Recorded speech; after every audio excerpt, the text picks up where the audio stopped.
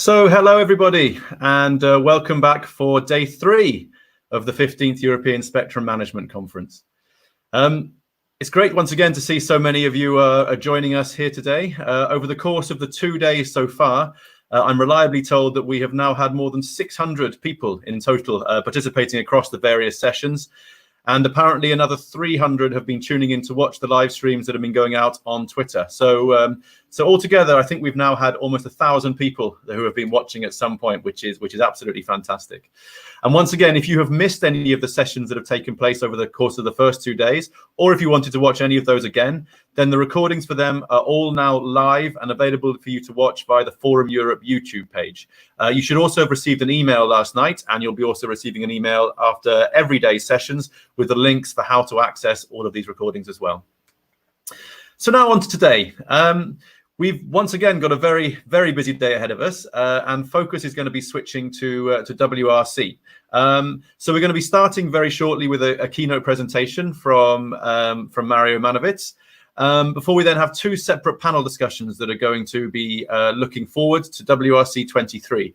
First, we're going to be looking at things from a regulatory perspective, and we're delighted to have speakers with us who are responsible for the regional preparation for WRC-23 in Europe, in the US, and in the Arab region.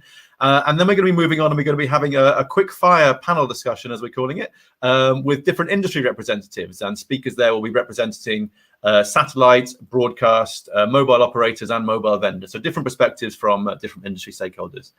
And then this afternoon, attention is then going to switch to the millimeter wave band. So we have a panel that's going to be looking at the ecosystem that's developing in the higher frequency millimeter wave frequencies. And we're also going to be taking a look at some of the results, the early results that have been seen with regards to 5G in the millimeter wave bands in the US. Of course, 5G networks are now live nationwide using those bands in the US, and we'll be hearing from a representative from Verizon, Patrick Welsh from Verizon, to talk a little bit about that. And in between all that, we also have 3 more showcase sessions for you today. So taking place, as you can see, at 2:30 today in CEST in Brussels, European time. We have 3 different showcase sessions taking place. So these will be taking place in parallel, and you can see on stage 1 we have a session that's going to be looking at the future of 2G and 3G networks in Europe, and that's going to be with panelists from the GSMA, Telenor, European Commission, and it's being hosted by Huawei. On stage 2, we have a session that's going to be looking at multi-orbit, multi-frequency satellite solutions for a modern digital world, and that's going to be hosted by SES. And in stage 3, we're going to be looking at the 6 gigahertz band, so bringing spectrum sharing to the 6 gigahertz band. So those of you who were with us yesterday will have seen the plenary session that we had on 6 gigahertz, and we now have a showcase session which is hosted by Federated Wireless, looking at that same band. So once again, lots happening. So I guess we better get going. So I'd like to first start by welcoming to the stage Mario Manovitz. So Mario, hi there, welcome to you. Good morning. Mario, I'm sure needs very little introduction to anybody here. As you all know, he's the director of the Radio Communications Bureau at the ITU. And Mario is going to actually be moderating a session later on today for us, but he's also kindly accepted our invitation to open today's proceedings with a keynote presentation. So we're keeping you busy today, Mario. So welcome to you. Just whilst we're getting Mario's slides sorted, I wanted to quickly mention the polls that we currently have live and running on the platform. So we want to hear your opinion on a few issues surrounding some of the topics that are going to be discussed today. So you will find the questions that we have running on the polls tab, which is on the right-hand side of your screen. And as you will see when you go there, the questions are going to be looking at priorities and agenda items to be covered at WRC-23. Now, these are actually the same questions that we asked the audience at the Middle East and North Africa edition of this conference, the Spectrum Conference, which was held in Abu Dhabi in February this year. So please do look at those and give your opinion and your thoughts on the questions we're asking there. And it will be very interesting to see how the responses here in Europe differ or don't differ from those that we saw at the MENA event. So please do have a look at those. But without further ado, I would like to now pass over to Mario for his keynote presentation. So Mario, welcome, and the floor is yours. Thank you, Dan, and good morning, everyone in Europe, and good afternoon and good evening to the rest that are not necessarily in this time zone. So I'm very happy to be here. I thank Dan and Forum Europe for having invited me. We are getting used to this new reality of meeting virtually. Instead of being in Brussels with all of you, I'm speaking from Geneva, Switzerland. So I hope that we'll be able to interact as well in the panel discussion that follows my presentation. So the presentation is about the post-WRC landscape and the next steps in preparation for the WRC-23. So if we go to the first slide, Dan, yeah, thank you. So just to remind ourselves of the successful WRC19 that we had at the end of last year. This was as you know, the largest WRC ever, with 3,420 participants, and the additional challenge of having it outside Geneva. But as you all experienced, the Egyptian hosts were excellent, and we were all very happy to be in Sharm el-Sheikh in excellent facilities, and enabled our work. So this conference was not the largest in terms of participation only, but also in terms of the amount of documents and proposals that we received, totaling an amount of 2,600 proposals that were dealt by the conference. So we have a participation of 163 countries, which is a very high number, and also additional 129 entities. So all this to update our 113-year-old international treaty that we call the Radio Regulations, which is the international framework for the use of frequency orbits, satellite orbits, and spectrum of radio frequency bands. So it is a major achievement of the community to have this treaty live and up to date after 113 years. And I want to salute all of you and all the community for continuing to work on this and continuing to maintain this alive and useful for the community. So on the next slide, we have just an overview, very quick overview, because you don't need to be told about the key outcomes of WRC19.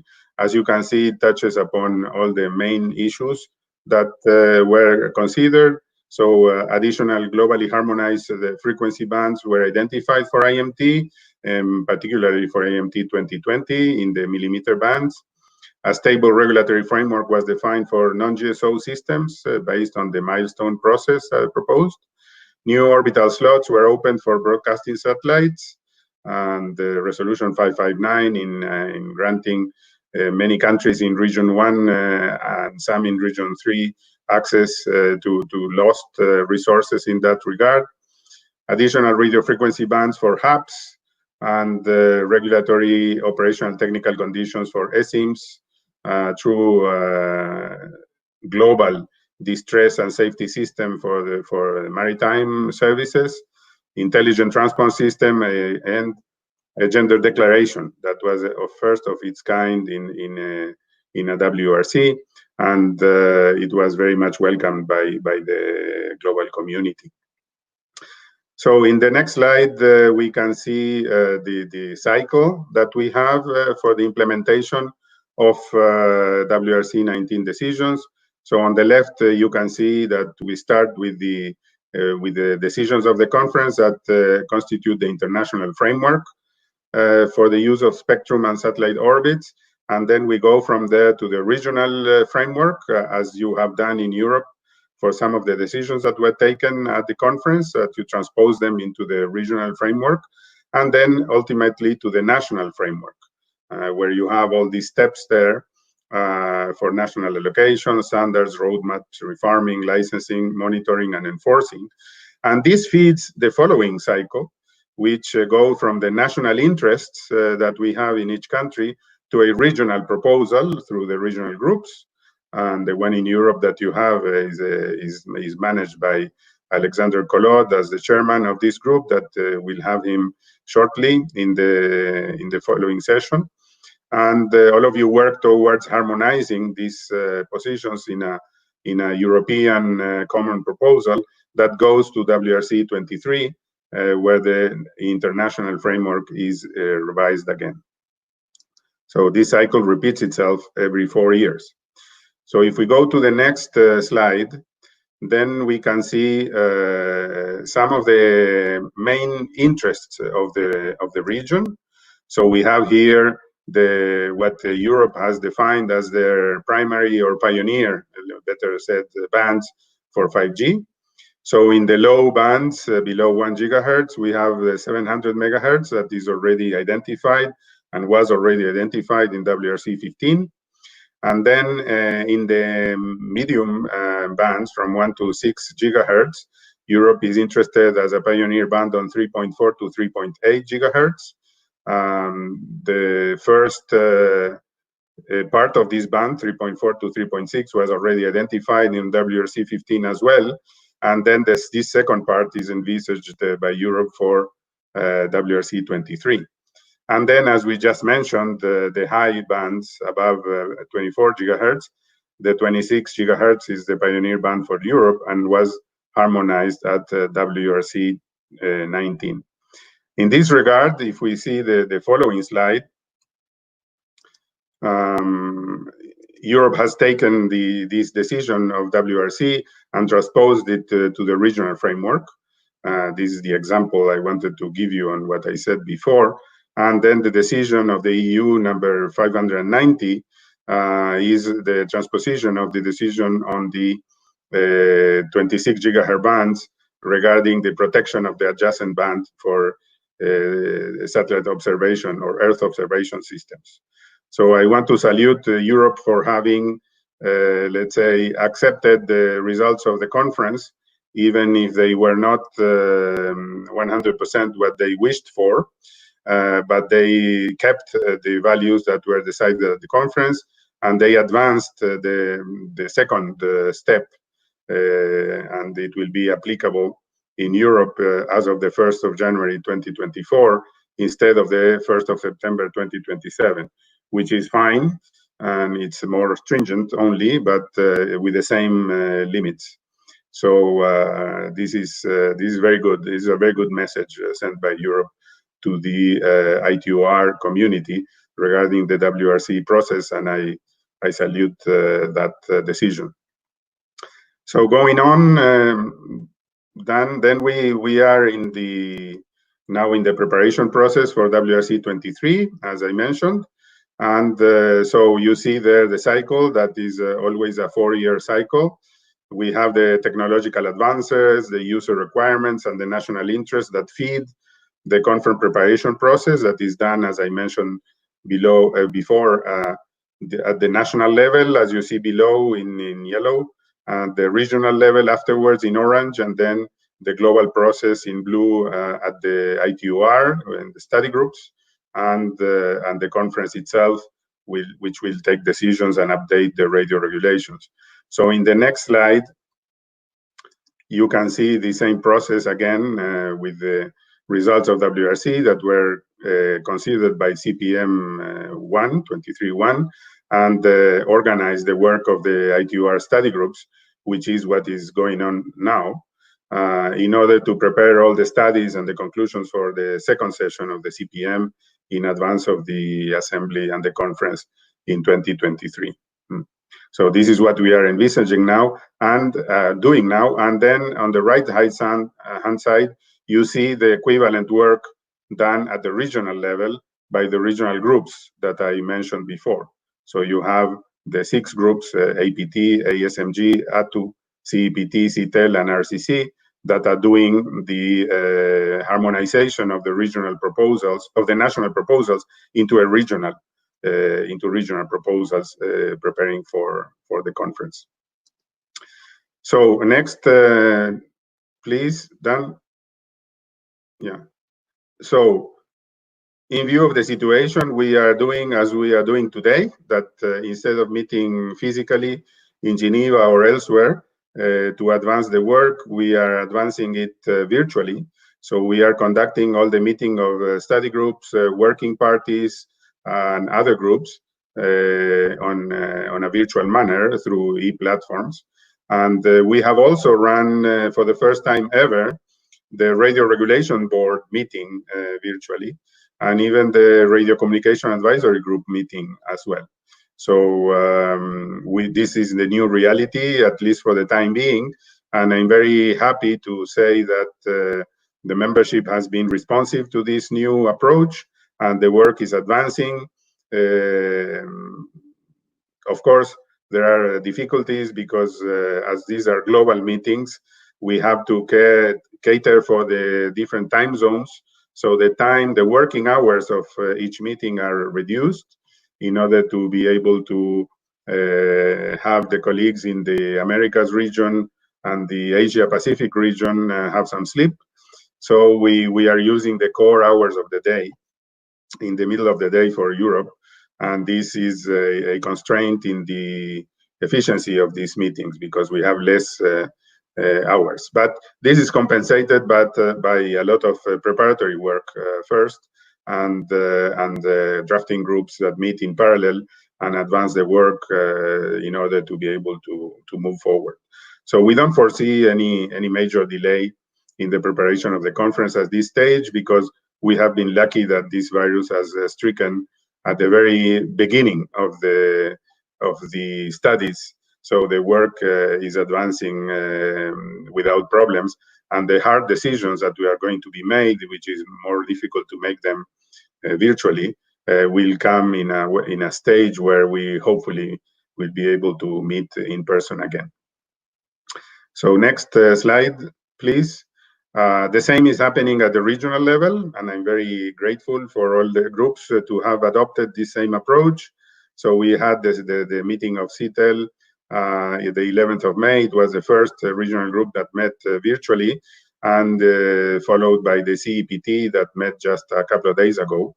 Also the CPG for the first time, also virtually, to advance the work. But the other groups are also planning to do the same. So we expect, as I said, let's say, a quasi-normal advance in the work of the preparation for the conference. So next, Dan, just before finishing, a few highlights on the agenda of WRC-23 that will be the object of the discussions in the following two discussion panels. So next, so we have first on the fixed mobile and broadcasting aspect. So we have mainly agenda items 1.1, 1.2, and 1.3 that refer to mid-bands for AMT, and then agenda item 1.4 that brings to the table the discussion about hubs and IMT base stations, and whether there is a need to revise the current footnotes and resolutions to expand its use. So we have two agenda items that are just for Region 1. Agenda item 1.3 on the 3.6 to 3.8 gigahertz band that I mentioned previously, and it has already been identified as a pioneer band for 5G in Europe. And then agenda item 1.5 that refers to the use of the UHF band in Region 1.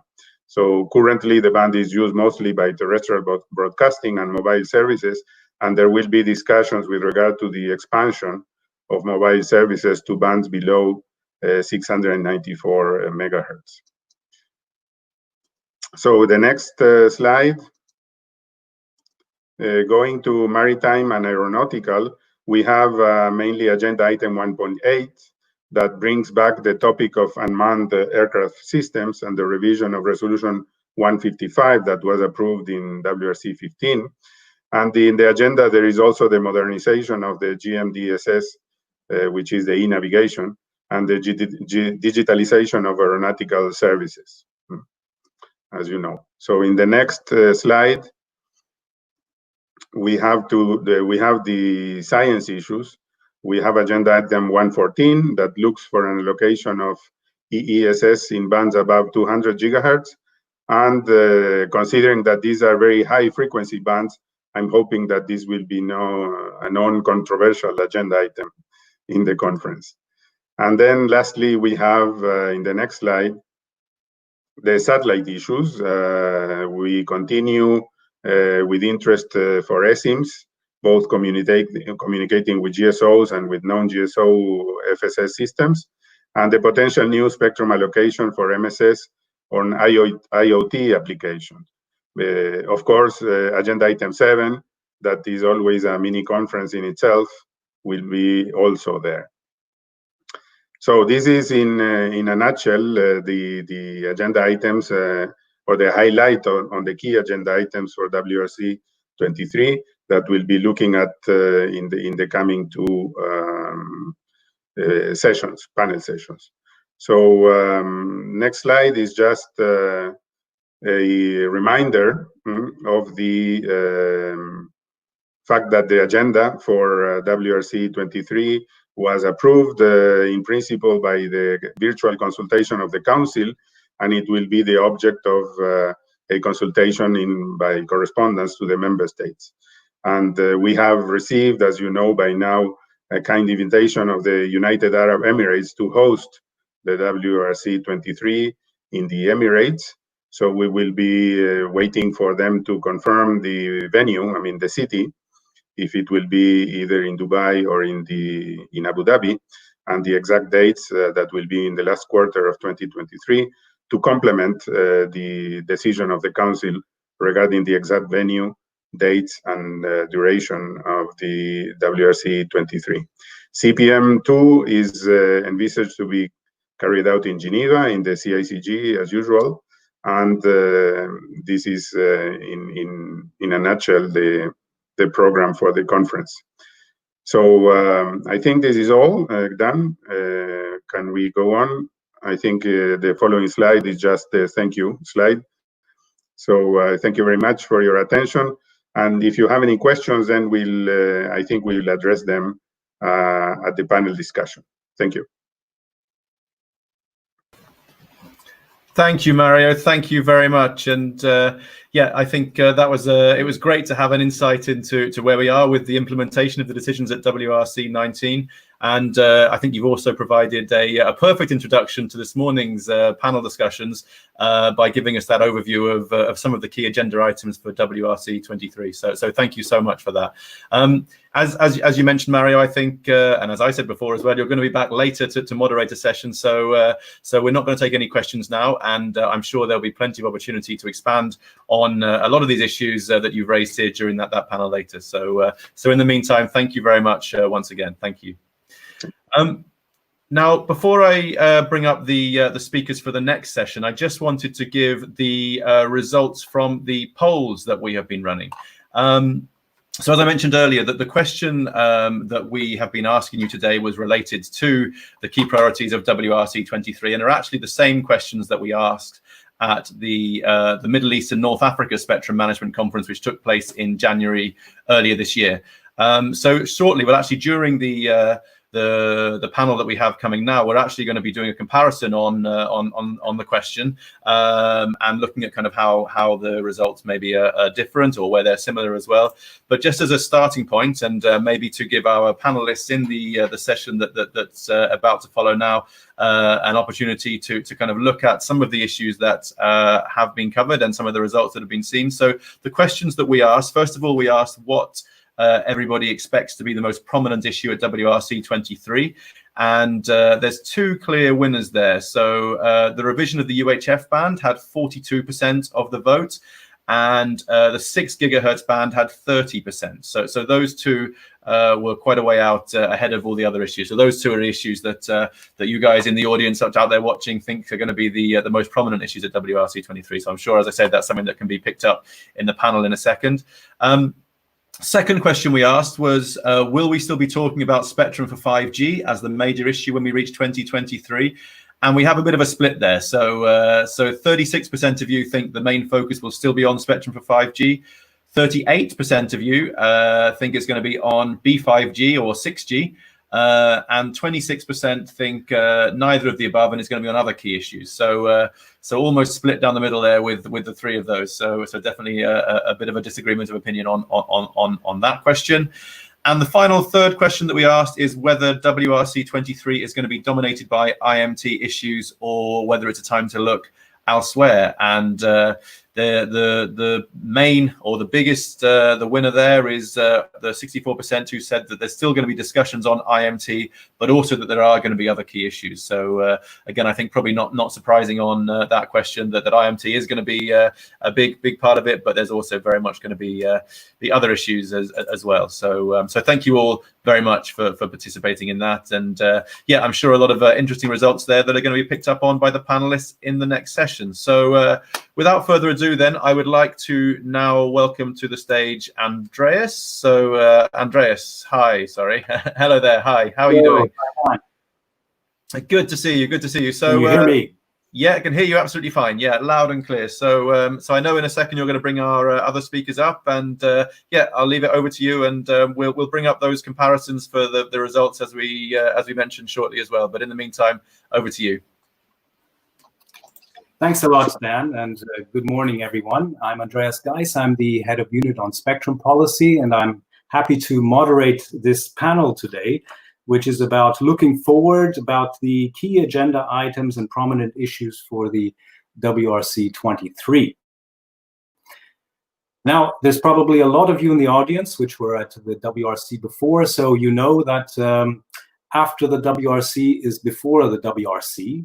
In other words, the preparations for WRC-23 started immediately after we got finished with WRC-19, and they are already in the full swing of things. So what I want to do today with the panel is really to look at the, let's say, main priorities, the opportunities and challenges that they see in the WRC, and that's what we're going to be discussing. And I'm very happy to have three very distinguished panelists, all with key roles in their regions, who will be with me today. And basically, we know that the World Radio Conference is worldwide, so actually this panel, even though it's a fireside chat, it's also worldwide. So I have with me from Bern Canton in Lunéville, Alexandra Collot, who is the chairman of the CPG, the Conference Preparatory Group in the CPT. I have with me from Abu Dhabi, Mr. Tariq Al-Awadi, who's the chairman of the ASMG, and UAE, as we've heard, is also going to be the host for WRC-23. And I also have with me from Washington, DC, Mr. Dante Ibarra, who's the WRC director at the FCC. So, as I said, a very distinguished panel, and also clearly key roles in each of their regions. And of course, all of you have experienced the WRC-19. And based on that experience, and that's going to be my first question to the panel, as well as from your perspective, from the region that you're coming from, what do you see as the priorities for WRC? That's going to be my first question to the panel. And maybe, Alexander, you could kick it off. Okay, thank you very much, Andres, and good morning all. I hope you can hear and see me well. As it is the first time I speak at this event, I would like to thank the organizers, Dan, Jordan, James, and Forum Globe, for giving me this honor to attend this significant conference, and in particular to be a speaker in this session. I will be pleased to discuss with you, Andres, but also with Tarek and Dante, the prominent issues for the next conference as seen from the CEPT perspective. And replying to the question about priorities for CEPT at 2023 conference, I should probably observe that the agenda of the conference had been compiled to a large extent following the proposals from CEPT. I recognize certainly that other regional organizations made similar proposals that provided a clear sign of the resemblance of interest and importance given to the development of radio technologies across the globe. However, noting that 13 out of 19 agenda items are originating either fully or partially from the CPT proposals, I would like to emphasize that many agenda items of the next conference are significant for CPT. So the whole agenda of the next conference fall broadly into 4 categories of issues, as was highlighted by Mr. Mario Manevich in his talk. It became now a tradition that the World Radio Conference deals with mobile broadband questions. The next conference is not an exception. However, apart from the issue on the UHF review, none of the questions in the mobile chapter of the conference are suggested by CPT. We are part of the game now, especially noting that some frequency bands suggested for the IAM identification are only for region 1. I believe I am not mistaken saying that the mid-band studies will also be a high-profile issue for CPT at the next conference. Another broad category of issues is dealing with satellite questions. We'll be certainly contributing to the related studies from CPT side, as except one, these agenda items are coming from the European proposals to the conference. As an example, regarding the stations on aircraft and vessels, which are communicating with GSO stations, it is our CPT attempt to extend the European harmonization to the global level, as we have already a corresponding ECC decision. The Earth station in motion in the Ka band, communicating this time with the non-GSO satellites, is also a very important issue for Europe. And I should also mention here issue with the Galileo protection versus amateur service, which is the European Global Navigation Satellite System, as you know. And a large chapter on the agenda of the next conference is this time related to, let's call it transport issues, including aeronautical and maritime services. On some of the agenda items, like, for example, on the unmanned or remote piloted aircraft systems, CPT has certainly common interests with other regional organizations. And on some other issues, like, for example, non-safety aeronautical applications, it was purely a CPT proposal, though at the end supported by other regional organizations at the conference. And the first group of agenda items fall into the category science. CPT certainly supports the studies. One of the agenda 114 deals with passive Earth exploration satellite systems in the Tera band, gigahertz band. And it's important for the so-called ice cloud imaging mission of the European Organization for the Exploitation of Meteorological Satellites, or EUMETSAT. So in conclusion, I shall not probably select just a couple of issues and designate them as being priorities for CPT at the next conference. We are behind a number of proposals, and we are equally interested that the conference resolves all the issues raised. Thank you, Andreas. For that list, which is a formidable list, I would say. And as you said, it's not a priority on one specific issue, but really a number of issues, also reflecting the fact that a number of issues have been taken on board by WRC-23 based on the proposals that were put in by Europe. Tariq, could I turn to you? Could you give us your assessment from also your region regarding the priorities? Well, thank you very much, Andreas, and good morning and good afternoon, all. First of all, again, since I'm first time taking this floor, I would like to thank Europe Forum, Dan and his team, all, Jordan, Kate, Lula, for all organizing this this event. This first time for me to participate virtually with Spectrum Forum or Europe Forum. And always we are happy to work with Dan and his team on such conference. And it's really always we are seeing good people coming, learning from them also new things. With regard to the WRC-23, just very quick information. I believe all of you know that ASMG already had their first meeting preparation for WRC-23 in February 2020. And we were lucky to have that physical meeting before this pandemic came. So we had a good meeting there. Most of Arab countries has attended that meeting.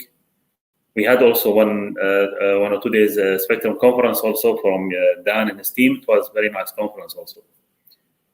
The WRC-23, it's as all radio communication conferences, it's very important for all of us to look to the all the agenda item of the WRC, because it will have some impact on our telecommunication or ICT sector, and of course it will have other impact on the economic part or other things. So for the countries like ASMG's countries, also they have some important issues in that conferences.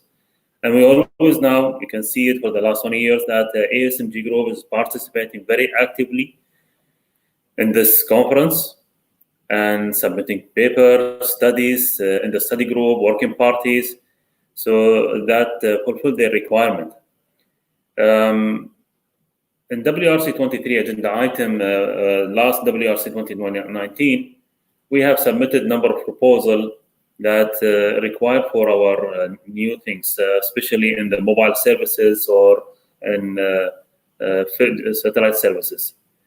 In the last meeting, ASMG meeting, the first one for the preparation for the new cycle, we have gone through all the agenda items and we put our preliminary position. And since the coming WRC, it will be in the UAE, in the Arab region again, so it was important for all of us to be ready for this conference and prepare for all agenda items. However, of course, there are some number of agenda items which is very important also for us, especially in the mobile services like an IMT and mobile agenda item 1.2, 1.3, 1.4, 5. UHF, it is very important for us. C-band in this region, the Arab group was already submitted a proposal to have allocation mobile primary upgrading for 3.6 to 3.8. And 6 gigahertz also, this is one of the interesting subject. It will be during the conference, we can see it. This is maybe later on we can have a discussion on it, but yesterday we just finished one meeting, GCC meeting between GCC countries. And we discussed a lot about this 6 gigahertz. We know that it will be also one of the important things during the conference.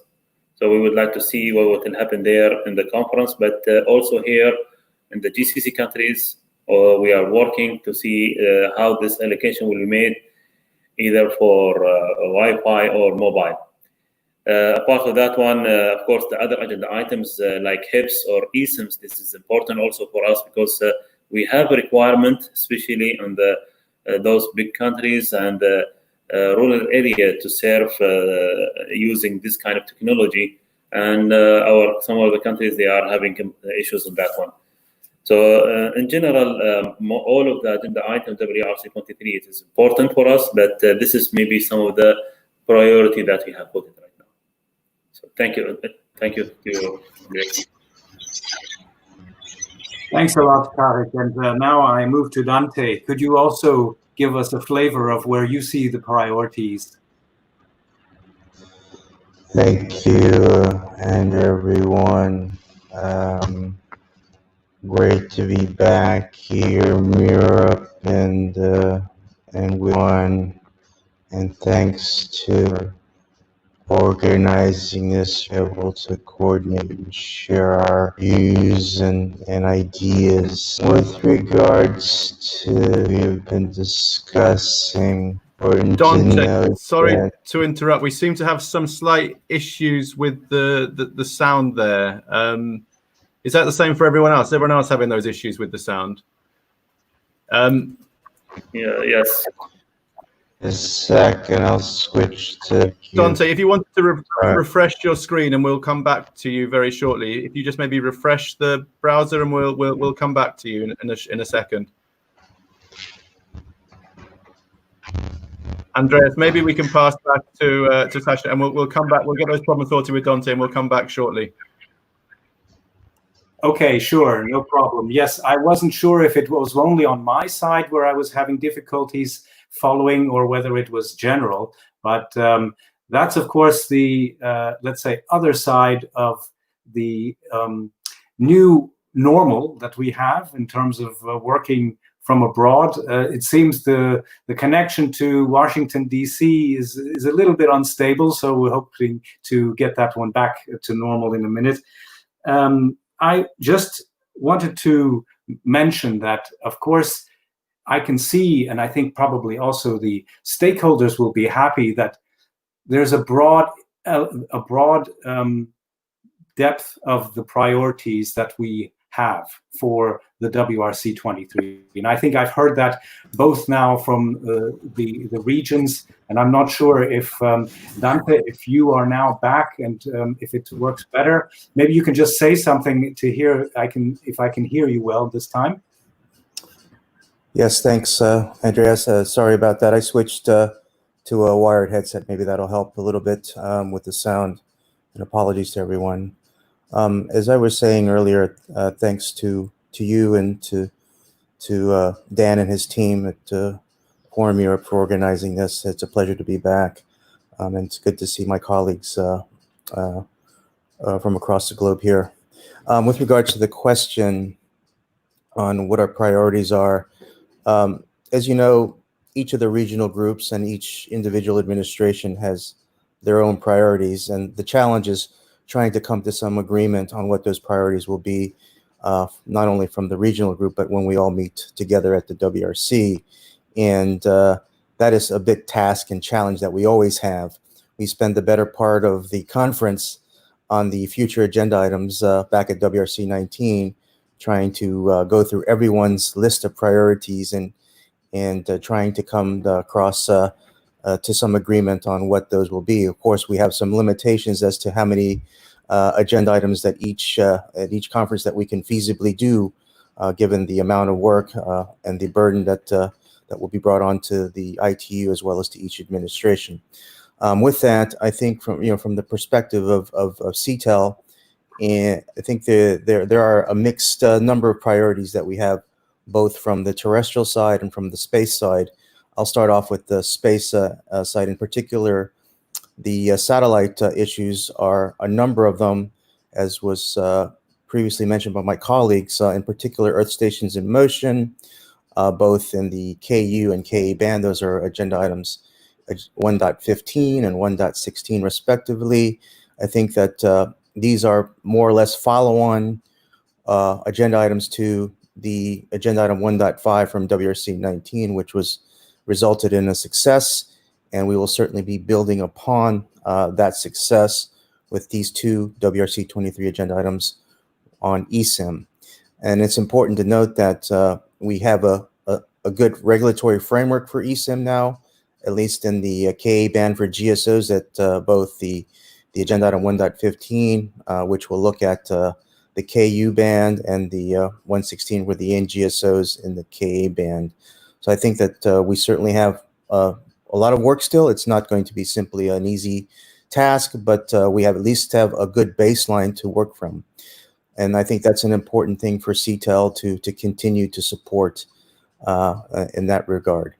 With regards to agenda item 117, the inter-satellite space links, again, this is a new study item that has already started some work within Study Group 4 at the ITUR, and I think that this is one will be important to the satellite industry, in the sense that this will be able to make their operations more efficient and also increase the performance of our satellite constellations when they try to communicate. And this is, again, there are a number of technical and regulatory challenges that we have to overcome. And I see this one as a very, very task-intensive agenda item that certainly CTEL and the United States will be following, as it is great interest to us to try to improve, again, the efficiency and performance of our satellite networks. With regards to agenda item 118, this is the mobile satellite agenda item for low data IoT type applications. Again, this is something where we're looking for new spectrum, MSS spectrum for a particular type of application for IoT. Obviously, we had a lot of debate at WRC19 with regards to how we could apply this, and certainly this will also bring in a number of, I think, challenging studies with regards to the frequency bands that are part of the scope of this agenda item. Agenda item 119, dealing with the broadcast satellite service in Region 2.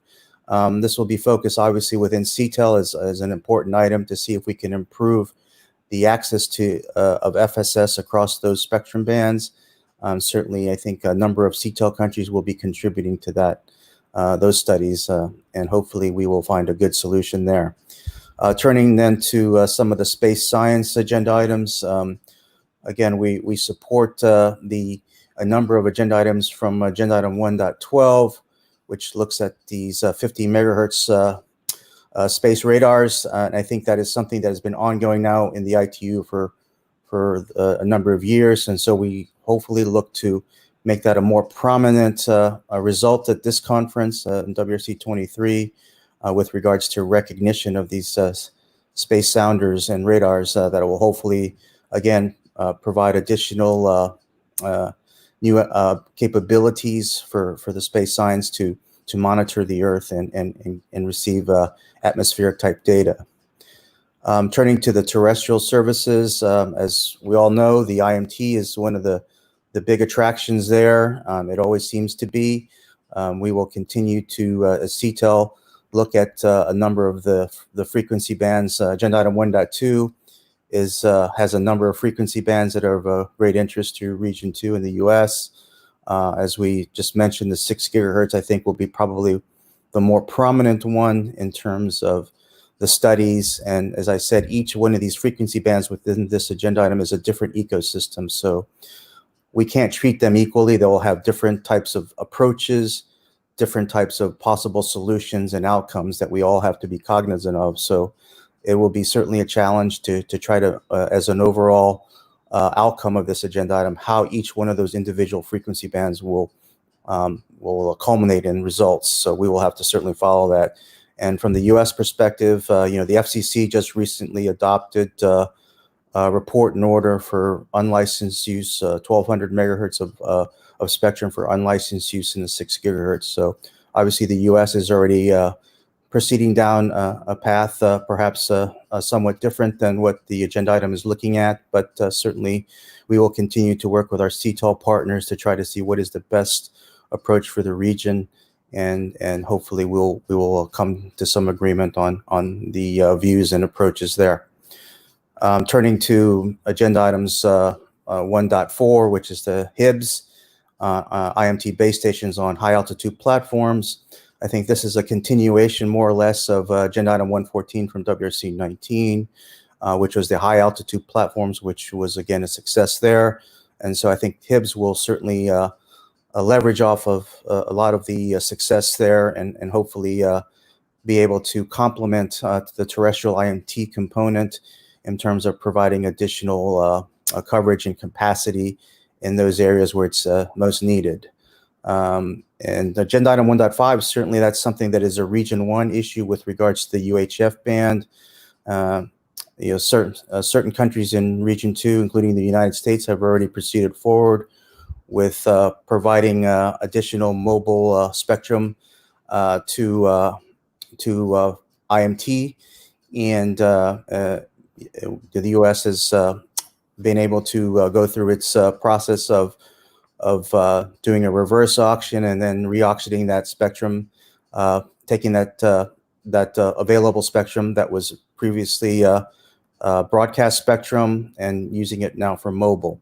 So we hope to be able to continue to follow that progress under agenda item 1.5 and hopefully provide any sort of experiences that we can offer to help support that work. Just wrapping up briefly then on some of the maritime and aeronautical safety issues. Of course, those are very important to Region 2 in the United States. We certainly will be continuing to follow and support those, in particular the agenda item 1.9, which deals with this new HF aeronautical planning in Appendix 27.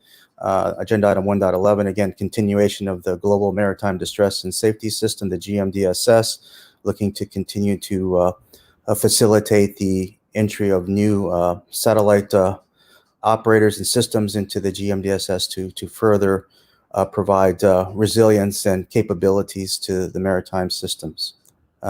Thank you, Andreas. Thanks a lot, Dante. And maybe just to try to sum up, really, what I've heard now is really a very wide range of priorities. And I think this is probably also good for the stakeholders because it shows there are a lot of important issues on the WRC-23, and it's not just one area, but really a number of areas where we have to work diligently in order to make progress on all of these important services that we are providing via the spectrum. However, I'd like to contrast that a little bit to what we heard in the polls. I don't know, Dan, if you can bring up that slide by any chance where we can show sort of what the outcome of the polls was, because it actually shows that in both MENA and EU, we have clearly two agenda items, I would say, which are, or let's say not agenda items, but topics really, that are seen as going to be priorities for the WRC. So our audience is in a way a little bit more focused in terms of where they see the priorities. And I would think, and that's sort of a lead into my next question, that, you know, where there's a big interest, of course, there's also a big challenge. And I'd just like to know from you whether you actually agree with that the 6 gigahertz and the UHF band are going to be sort of the biggest challenge that we will have at the WRC, or if you see something else that is really challenging. And please try to focus on a few things that you see really as the big challenges, the big tickets for the WRC in 23. Anybody that wants to go first, or should we keep the same line? Okay, Alex, you're smiling, please.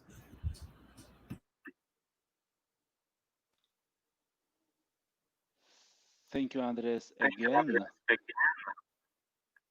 And also thank you for showing this slide. It shows the opinion of the audience. And because you ask whether the 6 gigahertz could be the biggest challenge for the next conference, I can say that it will be certainly one of the high-profile issues, but not the only one. And I share in this respect the opinion expressed by the public in the questionnaire that we have just seen. Well, if I first address the potential identification of the upper bound of the 6 gigahertz band for IMT, I need probably to mention few aspects here that needs to be considered and resolved in order to make the things easier at the conference. First, looking at the issue purely from the point of view of the service allocation in this band, one should ensure the protection of fixed service and the fixed satellite service reception in this band. As far as the fixed service is concerned, it is less concerned for the radio regulations, as we speak primarily here about the national spectrum management and not about the international interference. So the conference should not probably burn too much energy on this issue. Regarding the protection of the fixed satellite service, conceptually, the compatibility between IMT and FSS was already studied in the course of 2015 conference preparations under the time agenda item 1.1. The studies have shown that sharing between FSS in the C-band would impose additional requirements on IMT stations, such as limiting the IMT deployment to indoor and having maximum radiated power of IMT base station much lower than envisaged one. From another hand, historically, the C-band bandwidths around 6 GHz for downlink and 4 GHz for uplink have been commonly paired for these transmissions. And we all recall the decision of the conference 2015 that harmonized the band 3436 for mobile broadband, including the IMT identification. And you also probably know, certainly know that existing ECC regulatory framework harmonizes the 400 MHz, 34 to 38 for mobile communication networks. And this leads to a certain misbalance between downlink and uplink transmissions when we pair those for the FSS allocations. And to say simply, if there is no downlink, why doesn't one need uplink? So from this perspective, for some administrations in CPT, I believe it will be easy to accept the mobile broadband services above in the upper part of the 6 GHz. However, another important element that puts an additional complexity to the studies under this agenda item is that the frequencies above 6725 MHz are served for the uplink FSS transmissions in the Appendix 30B. So we touch the planned satellite bands, which has been always a delicate issue in ITUR. And the last but not least aspect that was mentioned here is what we discussed yesterday, is a technology competition. IMT versus ERLAN, license use versus unlicensed use.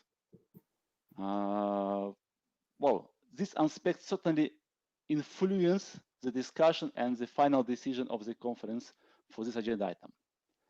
And having said this, I would like nevertheless to observe that another item, as we saw in on this previous slide, is the mobile broadband chapter of the conference might be even more contentious than this 6 GHz band discussion. So I mean the UHF review, agenda item 1.5. And the importance of this issue was already recognized by the first session of the CPM that invited study group 6 to establish a dedicated task group on this issue. And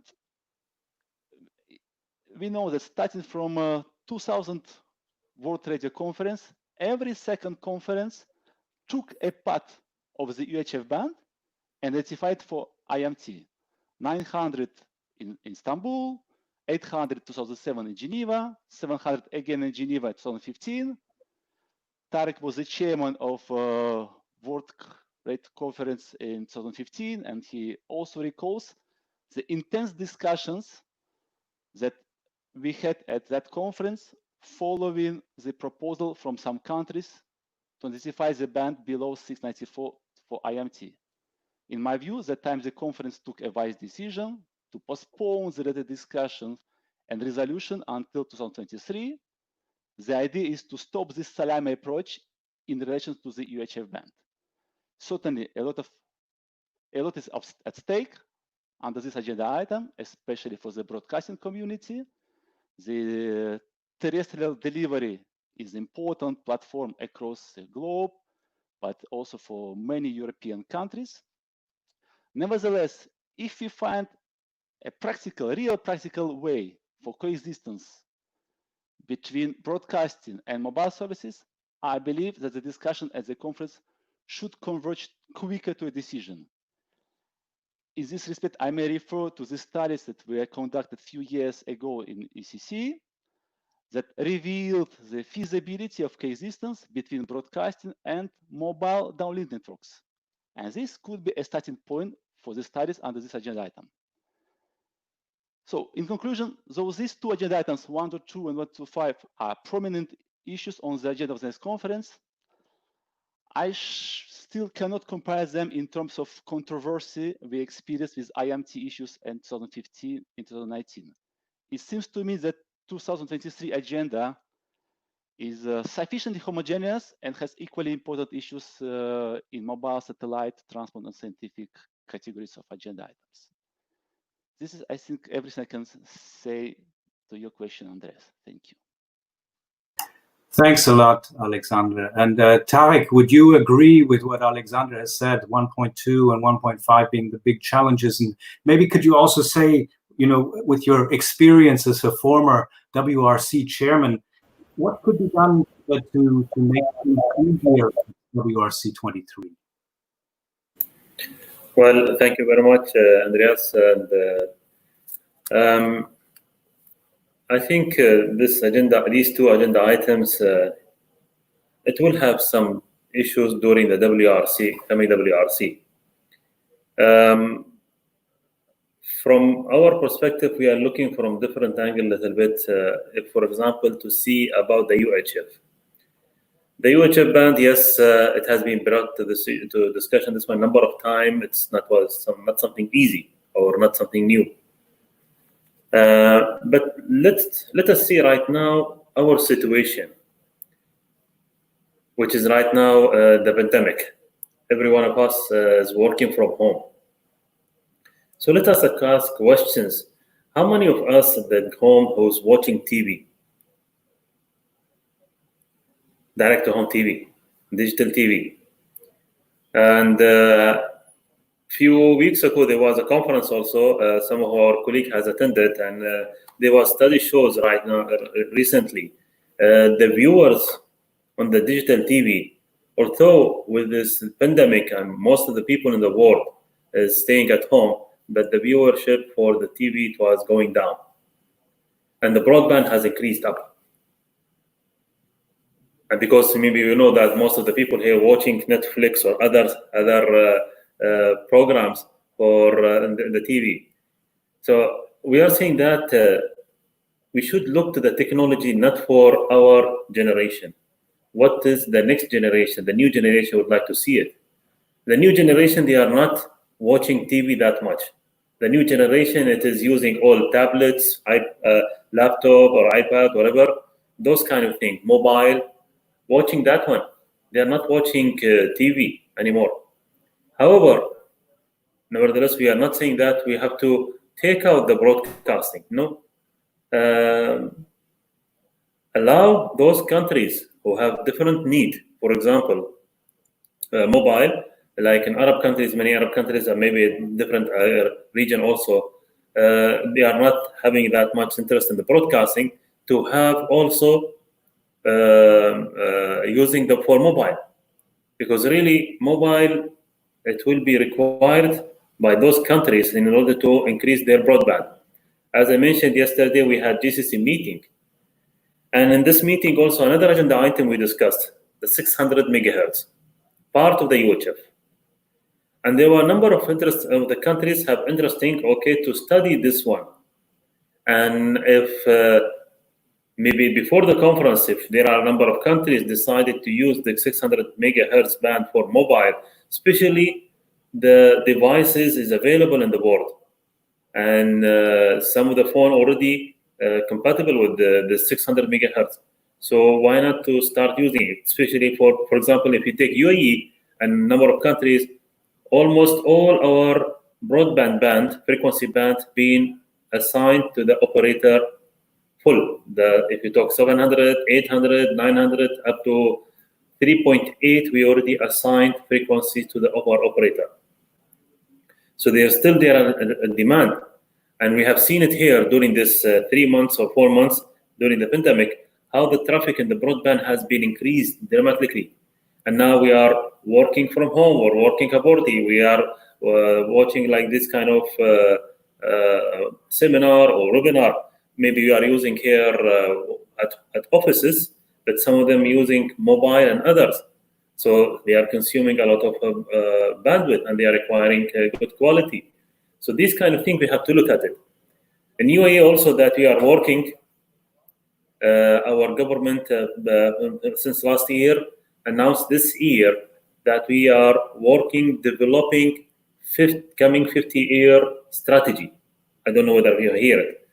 That by 2071, we will celebrating the 100 years of establishing of UAE. We should have a strategy from now what to do by that time.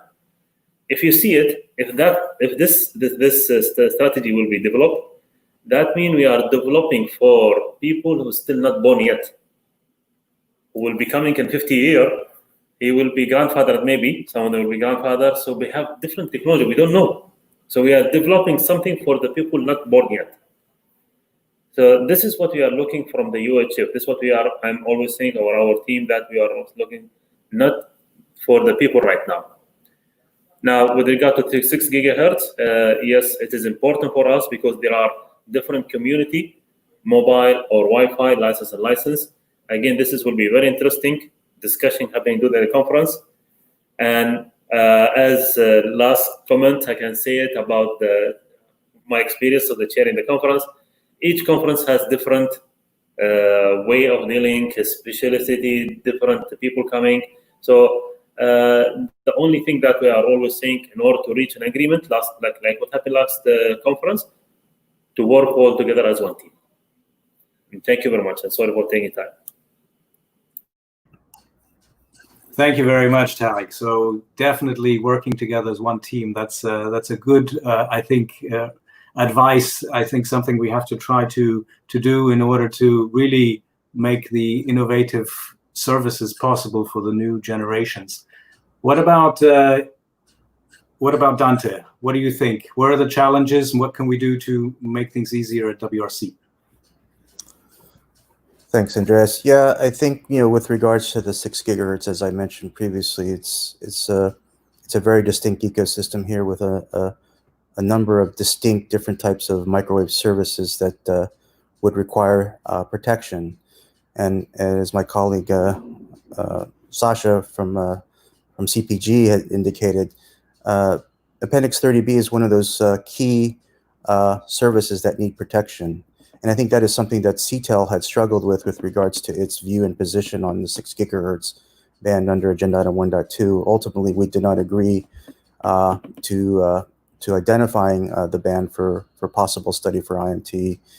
And furthermore, I think it's something that we certainly have a number of different services that each administration within CTEL is looking to protect. Fixed services, as I mentioned, the FSS, Appendix 30B, allotments, and such. So it's going to be a very big challenging thing for us to follow, even though it's a Region 1 topic. We want to ensure that the ecosystems for Appendix 30B FSS allotments is protected, as well as from the United States perspective. We have, as I mentioned, we have already adopted rules to identify this band for unlicensed use, and we're trying to hopefully help promote the unlicensed industry in that regard, and certainly that also includes a bigger global footprint, not just within the United States, of course. The marketplace is a global one. With regards to Agenda Item 1.5, again, I certainly agree. The previous history has shown us that this is a very contentious issue, very touchy in terms of how to best do this, and I certainly identify with much of the comments that my colleague Tariq had said. We have to look to the future, and that was really what the U.S. did back at WRC 15 and such, and in the 600 megahertz band. We want to create regulatory flexibility, if not for the present, but for the future. We may not, some countries may not be ready to start moving away from broadcasting and looking towards mobile, but at least create some of that framework and some of that, let's just say, foundation to do that in the future when the time is ready for those countries. Broadcasting is a very important industry as to many countries, and particularly within CTEL, there are many countries that still heavily rely on the UHF band for broadcasting. And so that's fine, but let's create a regulatory flexibility for ourselves for the future. Thank you. Thanks a lot, Dante. I see that we also have some questions coming in from the audience, and in view of time, I'm also going to take a few of those just to make sure that we address them. One of the questions, and this is related really to the issue of IMT being, let's say, a main issue, not only at past conferences, but also for the next one. It says that studies indicate that not only mobile ARPU, but also revenue per megahertz of licensed spectrum have been decreasing steadily. So how would allocating more spectrum to IMT change the situation, is the question, in the sense that, will we be raising more revenue per user by allocating more spectrum, or do we have to think of other things as well when we look at the next generation and how people use the spectrum? So any views on that? Anyone that would like to take that question?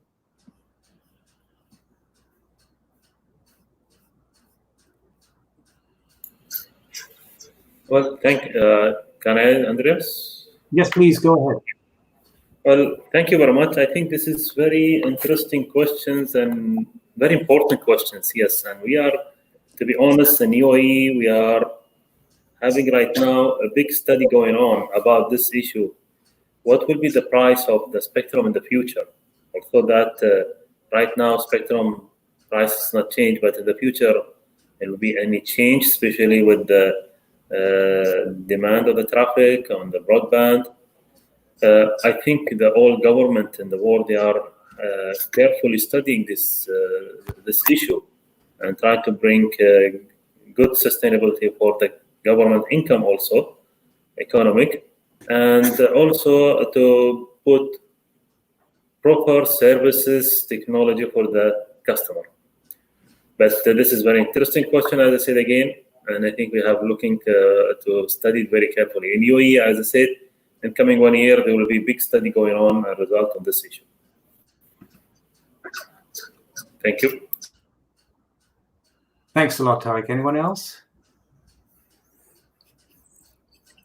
No. Sure. Okay. Andreas, I can just quickly say that the FCC is certainly very proactive in looking at this type of question, and certainly each auction that the FCC has, as recent as last year with our 24 gigahertz and 28 gigahertz auctions, that we're constantly always looking at the way to bring new services to the public, but at the same time, from the perspective of spectrum proceeds, we're looking to also maximize that side of things. And it's always a changing landscape from every frequency band and every auction. Thanks. I have one other question that has been raised here, which maybe you also have a view on, and that is, it's really the fact that we take decisions at the WRC, which basically identify certain bands for IMT, but then there's a lag of assigning that for IMT or for mobile or whatever at the national level. So even though we have these worldwide bands, all of a sudden things don't seem to trickle down, let's say, to the national level. And I think, do you have any views on what could be done maybe to ensure that certain, let's say, decisions that are taken at the WRC are then also in a way implemented at national level, because only at the stage of implementation will the industry actually benefit in terms of economies of scale and similar things. Any views on that? Yes, please, Alex. Yeah, thank you, Andreas. Well, I would not probably speak on behalf of CPT in this respect, but the ITU Constitution says clearly that the management of the telecommunications is a sovereign right of administrations. And it means that the administrations are free to decide how they want to implement the decisions of the conference. With the additional allocation of the spectrum for the IMT, they have this option. However, the regulators have to take into account their national peculiarities before deciding to implement this decision of the conference also on a national level. And if I take the example of Switzerland in this case, for the time being, we are not going to implement the decision for the 26 gigahertz band taken at the previous conference and to allow IMT in that band. We have some reasons for that. However, it's again was our choice. We have this option, but for the time being, we just keep it as an option without implementing this on a national level. Thanks.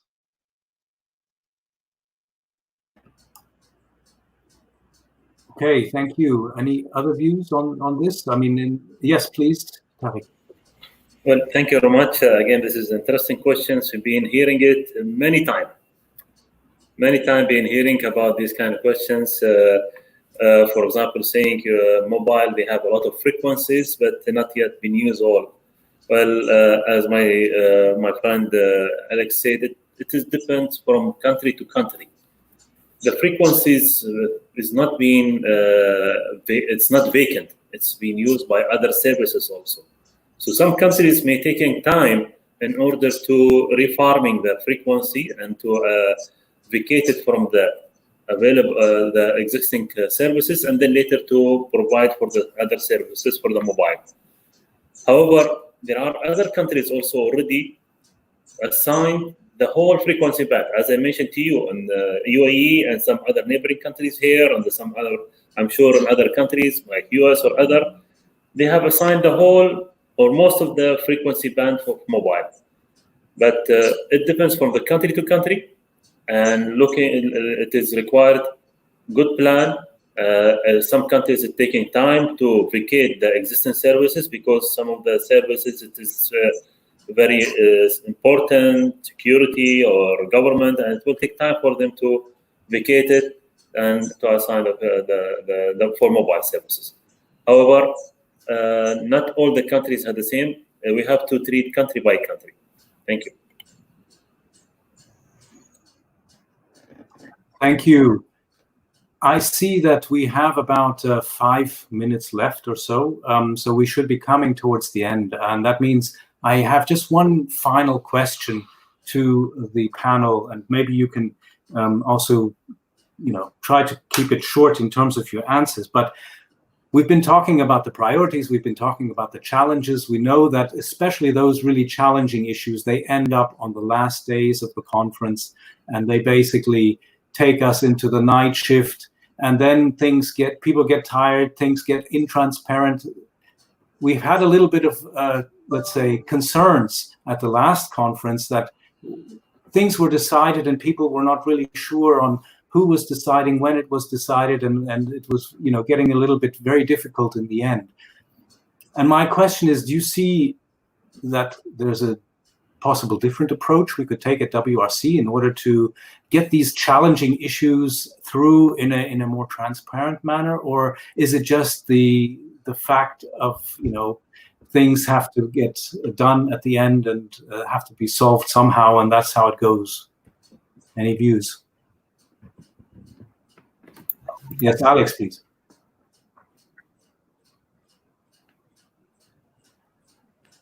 Thank you, Andres. Well, I think first we should say that, and we should emphasize that the previous conference, as all other conferences, was successful. First, because it concluded with signed final acts, and second, the key agenda items were resolved. I don't come to these agenda items. I agree that for some contentious agenda items, it was lengthy and complex process before the conference got to a yes. And regarding the transparency at the end of the conference, and namely the decisions that were de facto taken by small classes of people in the chairman's office, the question we can ask ourselves here is whether we had an alternative way to proceed. One possibility would be, of course, to go for a vote. However, this would be unfortunate for ITUR, which is recognized and also appreciated for seeking solutions by consensus.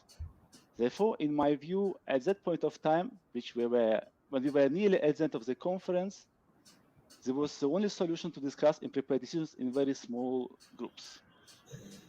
And we have to admit that such informal consultations in view of cooking decisions is not an innovation of the previous conference. This has been always the case at all conferences and at all ITUR meetings.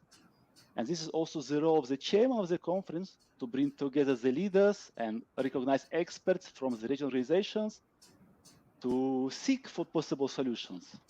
Also, the delegations from regional organizations nominate their leaders, coordinators, that entrust in them these specific negotiations. And well, question is whether it is possible to avoid and how to avoid this in the future conferences. Well, we probably need to develop a mechanism or establish a mechanism that would encourage people to start compromising already before the conference. Look what we have now. During the preparatory studies, we often hear we are not at the conference, we are not to decide now, it is in the purview of the conference to make a decision. This is of course supported by resolution 2 that merely encourages to stick to one's own view as long as different views cannot be reconciled. Sifo? Okay, thank you, Alex. I think we need, in view of time, we need to make a close. But is there, in maybe one sentence, anyone else that would like to say something to this question? Okay, both Tarek, please, and then Dante. Yeah, very quick. As Alex just said, all our previous conferences were successful, and this is continue like that. We don't have any problems, and it's all, as I said at the beginning, we can work as one team. So at the end, we have successful conference. Thank you very much. Thank you. That's clear. Thanks, Tarek. Dante? Yes, I think and my colleagues have hit some good points here. I mean, obviously, we still ended up with a successful conference, but transparency is still important to make sure that when we come up with these decisions that we have complete buy-in from the meeting, from the conference, so that we don't run until 4 a.m. in the morning trying to argue over, one piece of text. So clearly we have to find better ways to continually improve this process. And I think it starts with the informal interregional group meetings, perhaps having those in at an earlier stage so that we can coordinate our issues and try to find consensus among common proposals. Thanks. Thank you very much, Dante. And I will not attempt to wrap up the session with any sort of summary here. I think everyone can do that for themselves. We're anyway at the end of our session time. I'd just like to thank you, the panelists, for sharing your experience and your views with the audience today. And I give you a round, or we give you a round of applause. We're virtual applause. They haven't figured out how to do that applause yet in these virtual settings, but you certainly deserve it. Thank you very much. And I hand back to Dan. Thank you, Andreas. And I'd like to also add my thanks to all of you as the panelists, and Andreas, as I said, to you for moderating the session. And I think it's a privilege for us to all hear directly from you guys who are obviously very much involved in the preparation for WRC from the specific region. So thank you all so much. And it was a fascinating discussion, and I'm sure we could have gone on for a lot longer. But thank you. That really is appreciated. So next, we now move to hear some industry perspectives on the key areas and the key priorities for WRC. And I think I'm sure we're going to be picking up on some of the key topics that have been raised there already. But I'd like to welcome now back Mario to the stage. So Mario, of course, is with us earlier, but we're delighted to have Mario back now as the moderator for this next session. So Mario, without further ado, I'd like to pass over to yourself and to start the next session. So Mario, over to you. Thank you. Thank you, Dan. So we've heard an interesting discussion on the WRC priorities and prominent issues from the regulator or government perspective. So we will see now the same, let's say, topic, but from the point of view of other stakeholder groups, mainly from the industry. So we have the pleasure of having in our panel 4 panelists that I will introduce to you. So Jane Stackenweich from Intel. Jane is the Executive Director of the Communication Policy in Intel. Welcome, Jane. Good morning. Then we have Patrick van Niftrik from ESOA. He's the Chairman of the ITU Working Group on ESOA. Welcome, Patrick. Hello. We have also Jean-Pierre Faisant. He's the Head of Communications Working Group of the Broadcast Networks of Europe. Welcome. Good morning, Mario. Good morning, all. And then last but not least, we have Mats Homan from TeliaSonera. Mats is the Spectrum Manager of TeliaSonera. So welcome, Matt, as well. So we have all the members of our panel. So welcome to all. We will start by giving you some time to make a presentation about what are the most important issues on the agenda of WRC-23, both for Region 1 and globally, from your group point of view. So let's start in the order I introduced you. So let's start by Jane. Please go ahead. Good morning, everyone. It's actually still very late evening here, so apologies for the darkness in the background. I actually think that the last panel was very informative, and I think what you see is there are different countries with seeking a common framework, but for each of those countries, they do have different priorities, different incumbent services. Germany, for example, is looking at how to move their industries forward. My children in the United States have never seen over-the-air TV, where colleagues in some of the other countries really rely on it. We have different status of wired infrastructure or other types of infrastructure. And somehow in the conference, we have to come up with a common framework that allows these different priorities to be addressed by different countries and make sure that they're doing what they need to for their societies.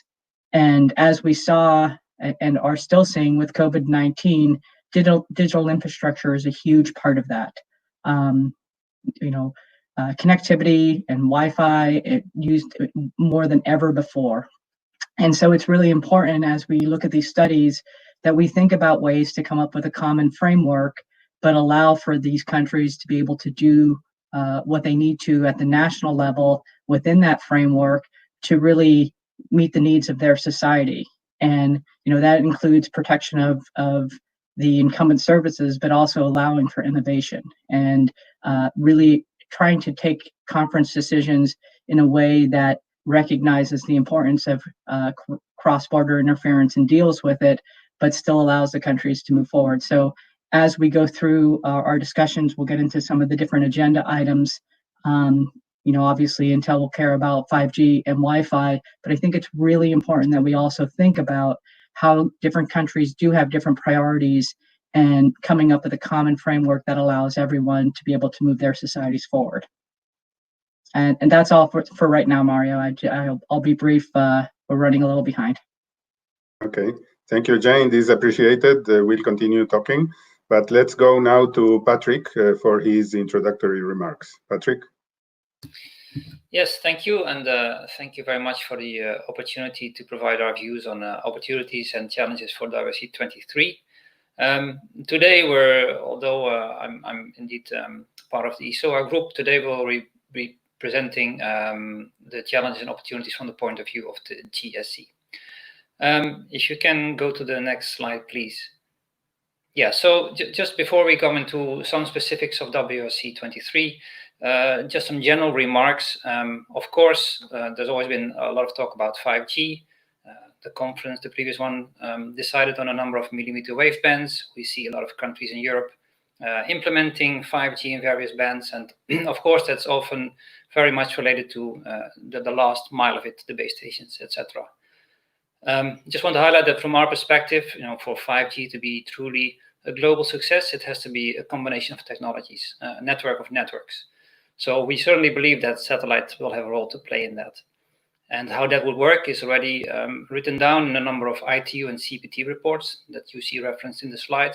But of course, we continue to work on that in various other groups, including in 3GPP.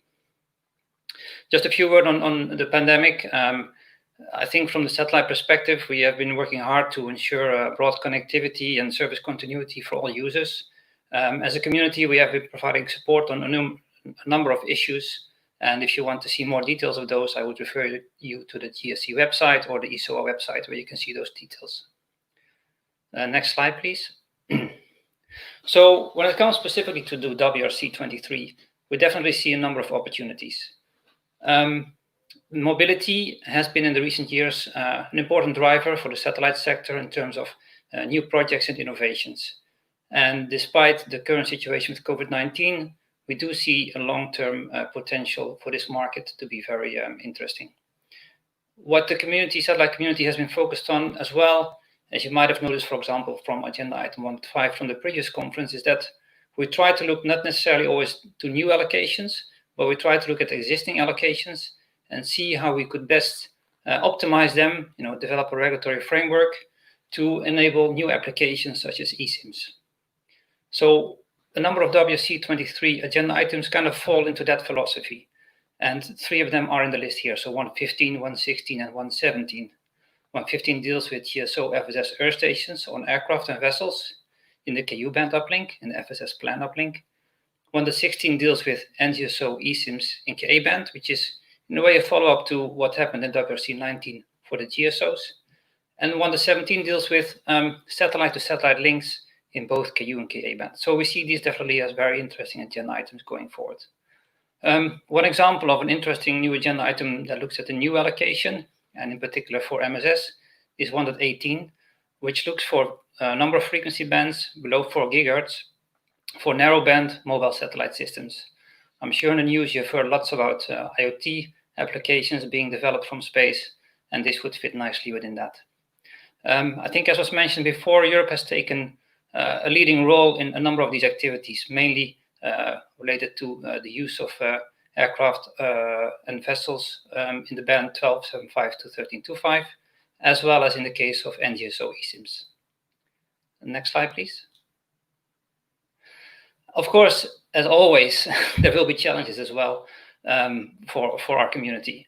And those are mainly related to those agenda items where we could potentially see an impact on services that we are providing today or plan to provide in the future.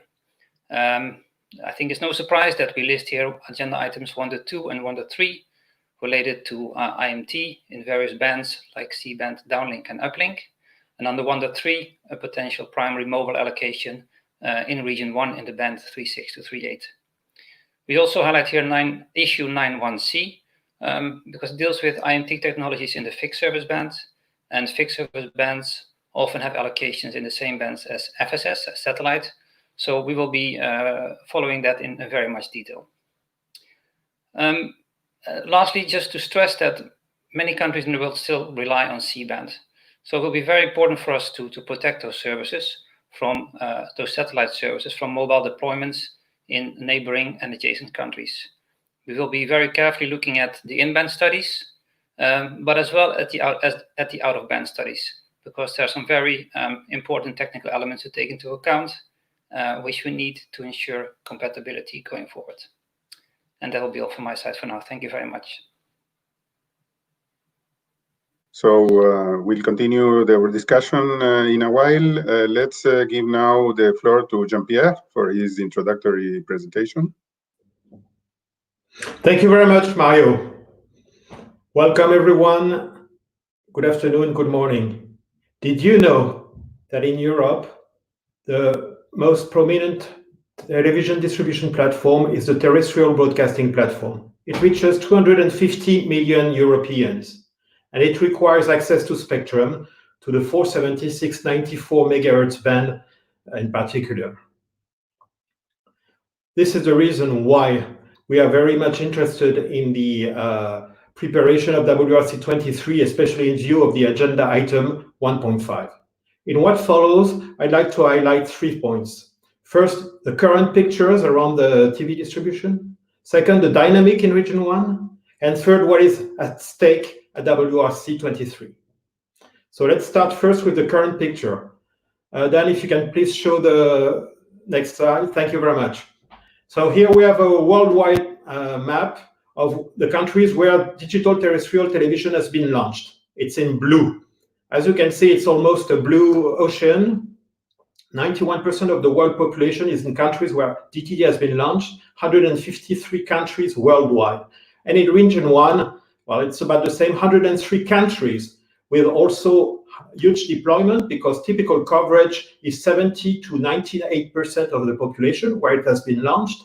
And the average penetration, that is the number of people who actually receive it, is 45%. And actually for a quarter of the countries, above 65%. So it's a huge success. Now, this is the current picture. Of course, you policymakers have to also assess what's going on and the evolution. So let's move at the next slide, which shows the evolution. And this is the evolution in region 1. Each bar is for each year the launch of new DTT networks in a given country, and in accumulated the population which belongs to those countries. So we can see that DTT has been launched in countries representing 2 billion people in the region 1. There are constantly new projects, and you have to remember also that once you launch it, it takes 5 to 10 years to fully deploy it to have a huge coverage of your country. So the trend is continuing. This is clear. And also, I would like to draw your attention to the title, Terrestrial TV's Surprising Staying Power. This is not a title we invented. This is a quote from Deloitte in their TMT prediction in 2020. And we have to remember that this was done before the COVID virus. And in Europe in particular, we saw the surprising staying power and the surprising unifying power of linear television and digital terrestrial television. Actually, TV viewing time increased by about 1 hour in each country. And we are starting from an European average of 3 hours and 30 minutes daily. So this has increased to reach, in some cases, more than 6 hours per day. This is because in terms when things are difficult, people turn to their linear TV, especially to get news, real-time news without fake news, without no disinformation. And they also are looking for entertainment and shared entertainment. And this has reached actually also the younger population. We've seen this trend altogether. So in summary on this chart, we have a strong dynamic around region 1. So what is at stake at WRC-23? Let's move to the third slide.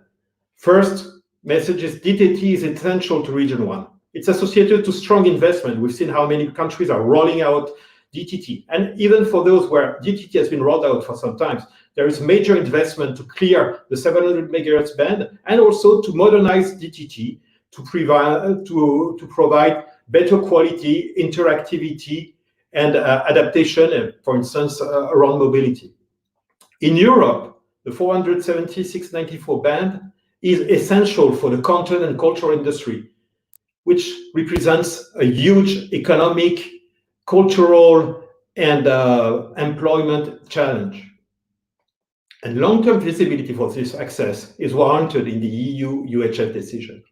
But further than Europe, throughout region 1, terrestrial broadcasting is bringing business, social, cultural, and sovereignty benefits.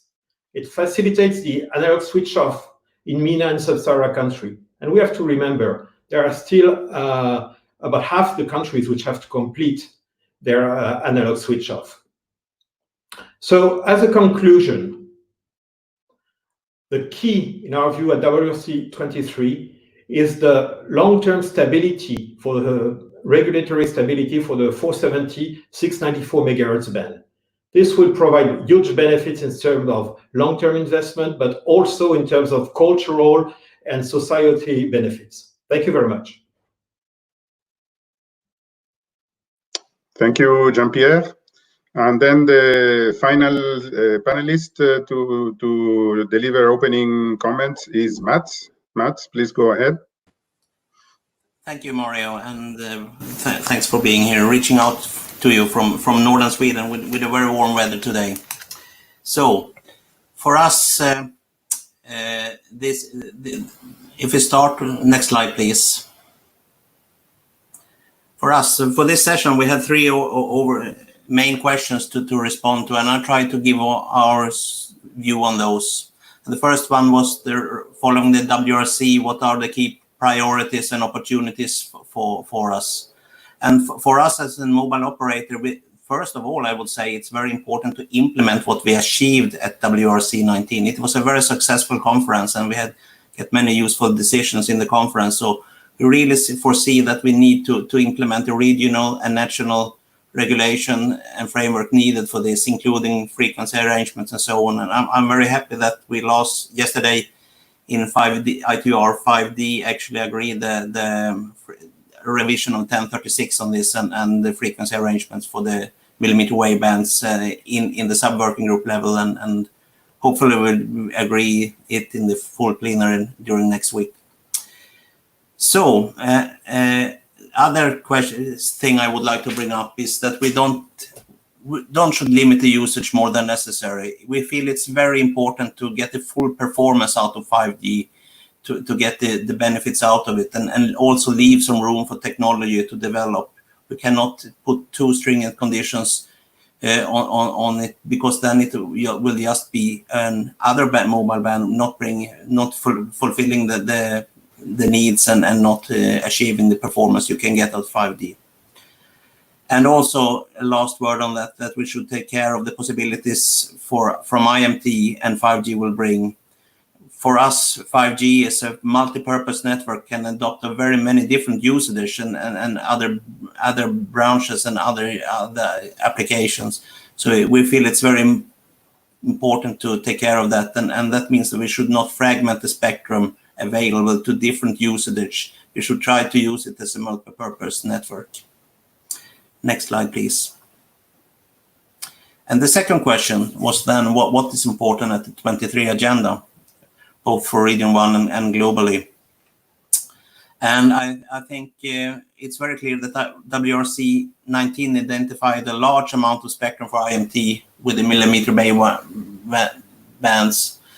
And they are very suitable for hotspot deployment in dense environments. But for an operator, we also have other areas that we need to bring the service to. And because of that, we need spectrum with a different characteristic for other environments. And for that, we see the mid-bands discussed under agenda item 2 as a very important contribution to that. And we see the 6 or 7 gigahertz band discussed as a complement to the 5G core band in 3.5 as we see it. And this is really needed to get the 5G out to other areas and also to give those less dense areas more feel of the full power of 5G. The other thing I would like to highlight is the review of the UHF band. This is actually the band where we already now have a shortage of spectrum for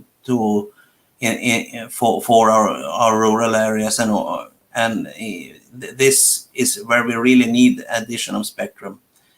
We feel that to give more performance and more capacity to our networks in sparsely populated areas, this is very important and will be, and in particular for the downlink in the system. 1.3, 1.4 are of course of interest for us too, but not at the same stage as these two. And of course, we're looking into the satellite, diverse satellite agenda items 115, 116, 117, and 118, but mostly to ensure coexistence with our existing services in these bands. Next slide, please. And this is a picture where I'm just trying to identify how it looks. As you see, we have different frequency bands, and we need different frequency bands for different application and environments. But as you can see, there are two holes in this one between capacity and high performance, and also maybe one in the lower end. So if you move to the next slide, we can see that the 6 gigahertz and below 700 could possibly fulfill those and help to enhance that. Next slide, please. And the final question was then for the conference, will we be talking about 5G when we reach 23, or is it beyond 5G or 6G? My message to that is I don't think it's very important to conclude on that now, because we would like to have allocations and identification that could be used in a flexible way and let the technology to evolve. And because of that, it's very it's very important to include flexibility in the regulations to allow that. And I think in Europe we mostly have technology neutral licenses, and that will allow for that. Next slide, please. So what is the way forward then? And I would like to report, make use of the INT identification agreed in WRC as soon as possible, should it be. And make it possible to broaden the usage of the full performance to 5G to other environments that we can do today in dense urban by the millimeter wave bands, by adding the more mid-band spectrum to the map. And I also think the last point is very important. I think we really should try to work between industries to ensure coexistence and also take care of new possibilities created by IMT, also for other services. So that I think is very important if we should try to cooperate on this in a fruitful manner. And that concludes my presentation. Thank you. Thanks very much, Matt. So I would like to ask you all, I mean, the various panelists, a couple of questions before we go to the questions from the participants. So let's keep the same order and start with Jane. So Jane, you are representing a mobile equipment vendor. So what are the relevant WRC-23 agenda items for your company, and what do you expect as a result of this work? Thanks very much, Mario. So yes, Intel plays a very big role in providing equipment in both the 5G market as well as Wi-Fi. We'll be closely involved in many of the activities that my colleagues have already talked about, the IMT agenda items, and as well as the satellite agenda items. So the same ones, but for us, it's really important that we think about many of the attributes that we just talked about, like how do we enable that common framework? How do we make sure that countries can implement decisions to move forward and make sure the innovation is available? So for us, we want to make sure that there is additional spectrum available for IMT. We want to make sure that there is protection of services. And we also see a very important role for Wi-Fi. So for us, we also want to make sure that there is acknowledgement and making sure that there is also spectrum available for unlicensed services to be able to deploy. So we'll also be watching, for instance, the 6 gigahertz discussions very closely as well. But we do want to make sure that we see the framework in place so that countries can make the decisions and really move their societies forward and take advantage of some of these innovations and connect people throughout the country. Okay, so what broader spectrum policy context do you see as relevant for this work, and how can the WRC-23 preparatory process take this into account? Well, I think as we heard from the last panel, right, it's the regulators really have many challenges to face. They have to be able to operate within the international environment, but still make decisions and enable usage within their country. And that's very, very important. And so when we think about and work in our preparatory studies, we should think about, making sure that we have flexibility in that framework. And as Matt said, we implement those decisions so that the regulators are able to then move those benefits on directly to their societies. And so it is, the purpose of the conference is not, the conference in and of itself. I know we all love 4 weeks of no sleep. I'm preparing right now. That's why it's dark outside. Getting ready for work 23 already. But the truth is we go to the conference because we need all of our technologies. Everybody here feels like their technology is very important, and they are. It's just the regulators need to be able to do that at the national level as well. And we should be thinking of the conference as making sure that the regulators are able to work within that international framework and do what they need to for their societies. Thanks, Mario. Okay, thank you, Jane. So Patrick, over to you now. So, well, as you mentioned, the WRC-23 will have, again, proposals for IMT identifications in bands that also have satellite allocation. So I think you know this scenario from previous conferences. So do you see the similarities or differences in this regard with respect to the discussion we had back in WRC19? Yeah, thank you for the question. So it depends how far we will go back in history to see if we see similarities. I think for C-band downlink, we might have to go back beyond WRC19, and we certainly see similarities in the sense of, well, we expect similar scenarios to be studied, and honestly speaking, I expect similar results, but we have to see, and we will take part in those studies. With respect to WRC19, of course, there the focus was on the higher bands, the millimeter wave bands. So I think one thing which we will kind of be faced with again is the issue of the AAS antennas. So I can't remember now the definition, but the antennas which are capable of electronically steering. And there's been a lot of discussion at the previous WRC, and frankly, there is still discussion about the antenna patterns and the modeling actually this week during Working Party 5D.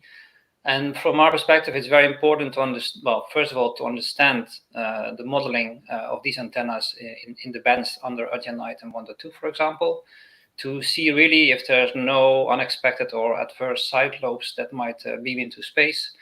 And so those are very important elements to pay attention to make sure we understand them well, we can model them well, and take them into account properly into the studies. Mm-hmm. So in your presentation, you don't mention anything about agenda item 7, which is always referred to as a mini conference in itself. Yes. So you're not concerned particularly about it? No. We are very concerned, and amongst our interested groups, there are quite some number of people almost dedicated to that. So definitely, this is on our radar screen. It is a bit early though in the process to see exactly what issues are coming up, but for sure we know already that there's some follow-up work to do from the agenda item on the BIU and milestones discussions for the constellations. There's follow-up work to do on that, and we are focused on that. So definitely agenda item 7 will remain very important, and so we cannot make a promise that this will not yet again result into a conference within a conference in 23. Okay, well, let's hope it doesn't. So thank you. So Jean-Pierre, now you are kind of the new kid on the block. After a very quiet WRC19 for broadcasters, you are preparing, I'm sure, for a more hectic WRC23, where there is an agenda item that is really of your interest. So in your presentation, you highlighted the importance of terrestrial broadcasting in countries, as you mentioned. But do you consider also the viewpoint of other countries that have little or no terrestrial broadcasting in the UHF band? Thank you, Mario, for the question. I think, well, first, we are new. We've been in the block at a few WRCs before, especially WRC12 and WRC15, which was not so comfortable, I would say. And even WRC19, well, we fought a lot just to keep the achieved, I think, agenda for WRC23, which was a consensus. I'd like to point out that, of course, we are aware that there are some countries, we've seen it's a minority, but there are some countries which do not use DTT. And of course, this has to be taken into account. And as has been mentioned, finding right consensus solution is a true asset of ITU. However, we want to stress that for us, going co-primary, for instance, is not a consensual solution, because we know what that means in the end. That's exclusive for IMT in most cases. And we just don't think that's a good solution. And we are more in favor of solutions like what has been done in Europe, for instance, flexibility option, which allows countries for which there is little market demand for this, DTT or other terrestrial broadcasting systems to introduce other services, provided they protect DTT needs. And I think this is possible. And so we are looking for solutions to share really the spectrum. We already do with PMSC. We already do with radio astronomy. We already do it with white spaces in some countries. And we are looking at what 5G broadcast, for instance, how it could work out with the DTT. So yes, we are, of course, considering the fact that not all countries have the same use, but we also have to consider that the fact that there is a huge consensus around DTT right now that has to be preserved. Okay, thank you. So I guess you are very busy with the preparation of the conference regarding particularly agenda item 1.5. What is the next important milestone in your preparatory work for the conference? Well, we are in the study phase, clearly, and I think there's an important milestone, which is the ITUR questionnaire on the use of the UHF band for broadcasting services, either current or foreseen. And we are convinced that the answer to this questionnaire, which will be known at the end of the summer, will probably confirm what I've shown you in the slides, that is that the spectrum is very much used, and this is for the long term. Mm-hmm. Okay, thanks very much. So Mats, now over to you. So you represent a operator, and it was very clear from your presentation. Let me just ask you some complementary questions to your presentation. So in agenda item 1.2 that you mentioned, there are proposals for new IMT identification in what they are called the mid-bands. So do you see any alternatives for Europe on how to satisfy the need for more spectrum in that regard? Well, not really. It's really difficult to find a suitable spectrum, and we can already see now that that is not possible. To the already allocated spectrum in the C-band is not enough. However, the only possible way forward that I can see is enlarge the C-band portion with the 3842 domain, and that would allow for a little bit more, not as much as the 6 GHz band could give, but at least you will have some possibilities to increase the usage and reach regions that today not will have the full performance of 5G, and give them more services and more performance in the network. Mm-hmm. Thank you. So making reference to what Jean-Pierre just said about sharing as a solution for the UHF band, what do you think about the possibilities to find a balanced sharing situation between IMT and broadcasting in that band? Yes, actually, I agree with Jean-Pierre and many items, and I really think we have to find a way forward on this, not trying to create a new war between the industries. I think there is opportunities there we can find, and we should take a broader look, I think, at the whole 1.5 agenda item and look what is possible to find and share.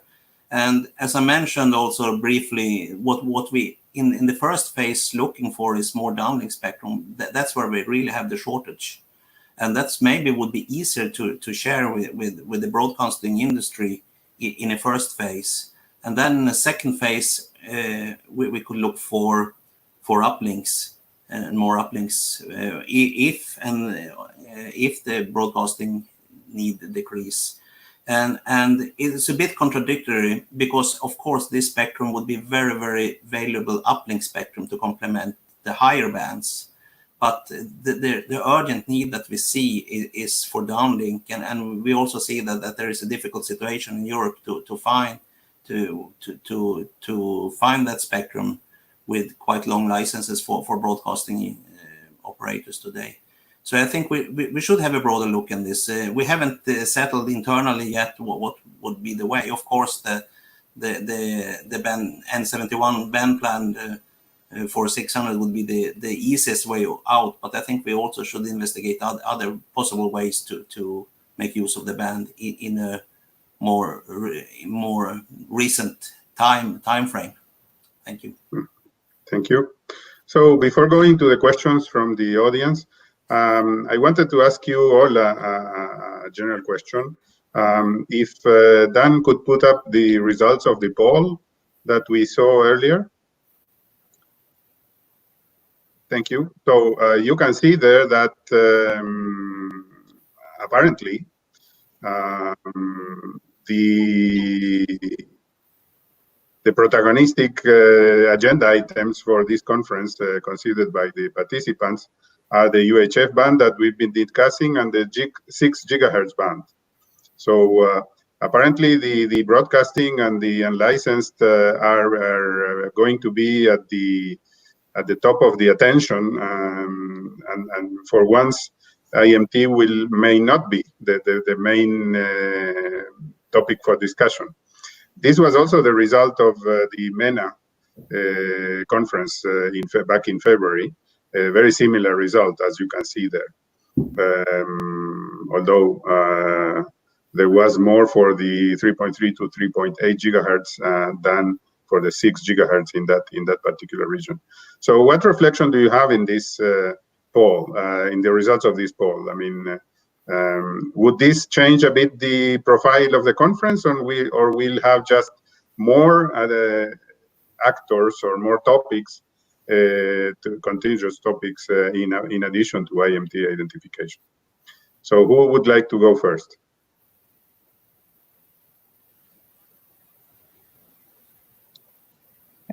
Yes, Jane? Thanks, Mario. When I look at the poll, I don't think that there's a sudden difference in the slide went away. So, but the where you see 19% difference and so for 3.3 to 3.8, the 21% versus 2%, and then like the 6 gigahertz, the 19 versus 30. I don't think that there were massive changes in the last few months, although certainly the world has changed quite a bit. But I think it may also come with different priorities and different availability. And so we saw the same thing in the last conference, right? Like which bands were more important to administrations in different areas are a reflection of what may be possible. So it may be that what we're seeing is not that there's a difference in opinion in the importance, it's what may be more attainable in MENA versus within CPT. And certainly I would expect these agenda items to be ones that are, discussed over the next 4 years and trying to come up with solutions. And as we get closer, some of these numbers may change because the solutions seem more attainable or more apparent and in terms of what coexistence would look like and what type of regulatory mechanisms might be in place. So it may be more that the poll results are a reflection of what the priorities are already being different in different regions and which folks are going to put resources into in terms of where they might be able to meet some of this urgent need for spectrum for some of the new applications. Mm-hmm. Thank you, Jane. Yes, it's also a different audience, huh? So it's not necessarily only a difference in time. Right. It might be region 1, but it's one is MENA region and the other one is Europe on a wider manner. Exactly. So, yeah. So no, it's not the difference between the two that I wanted to highlight. It's the fact that the most important issues that or more prominent issues that appear from the poll are not the usual ones from WRC 15 and 19, which might be good. I mean, just to have a different victim at the conference. Okay, so let's start with the questions from the audience. I already have a couple. So let's start first with a question from David Gibb from Policy Tracker. He says that even though it's not an agenda item per se, and it will not lead to any changes to the radio regs, what are the panelists' thoughts on the use of IMT for fixed wireless broadband in fixed service bands?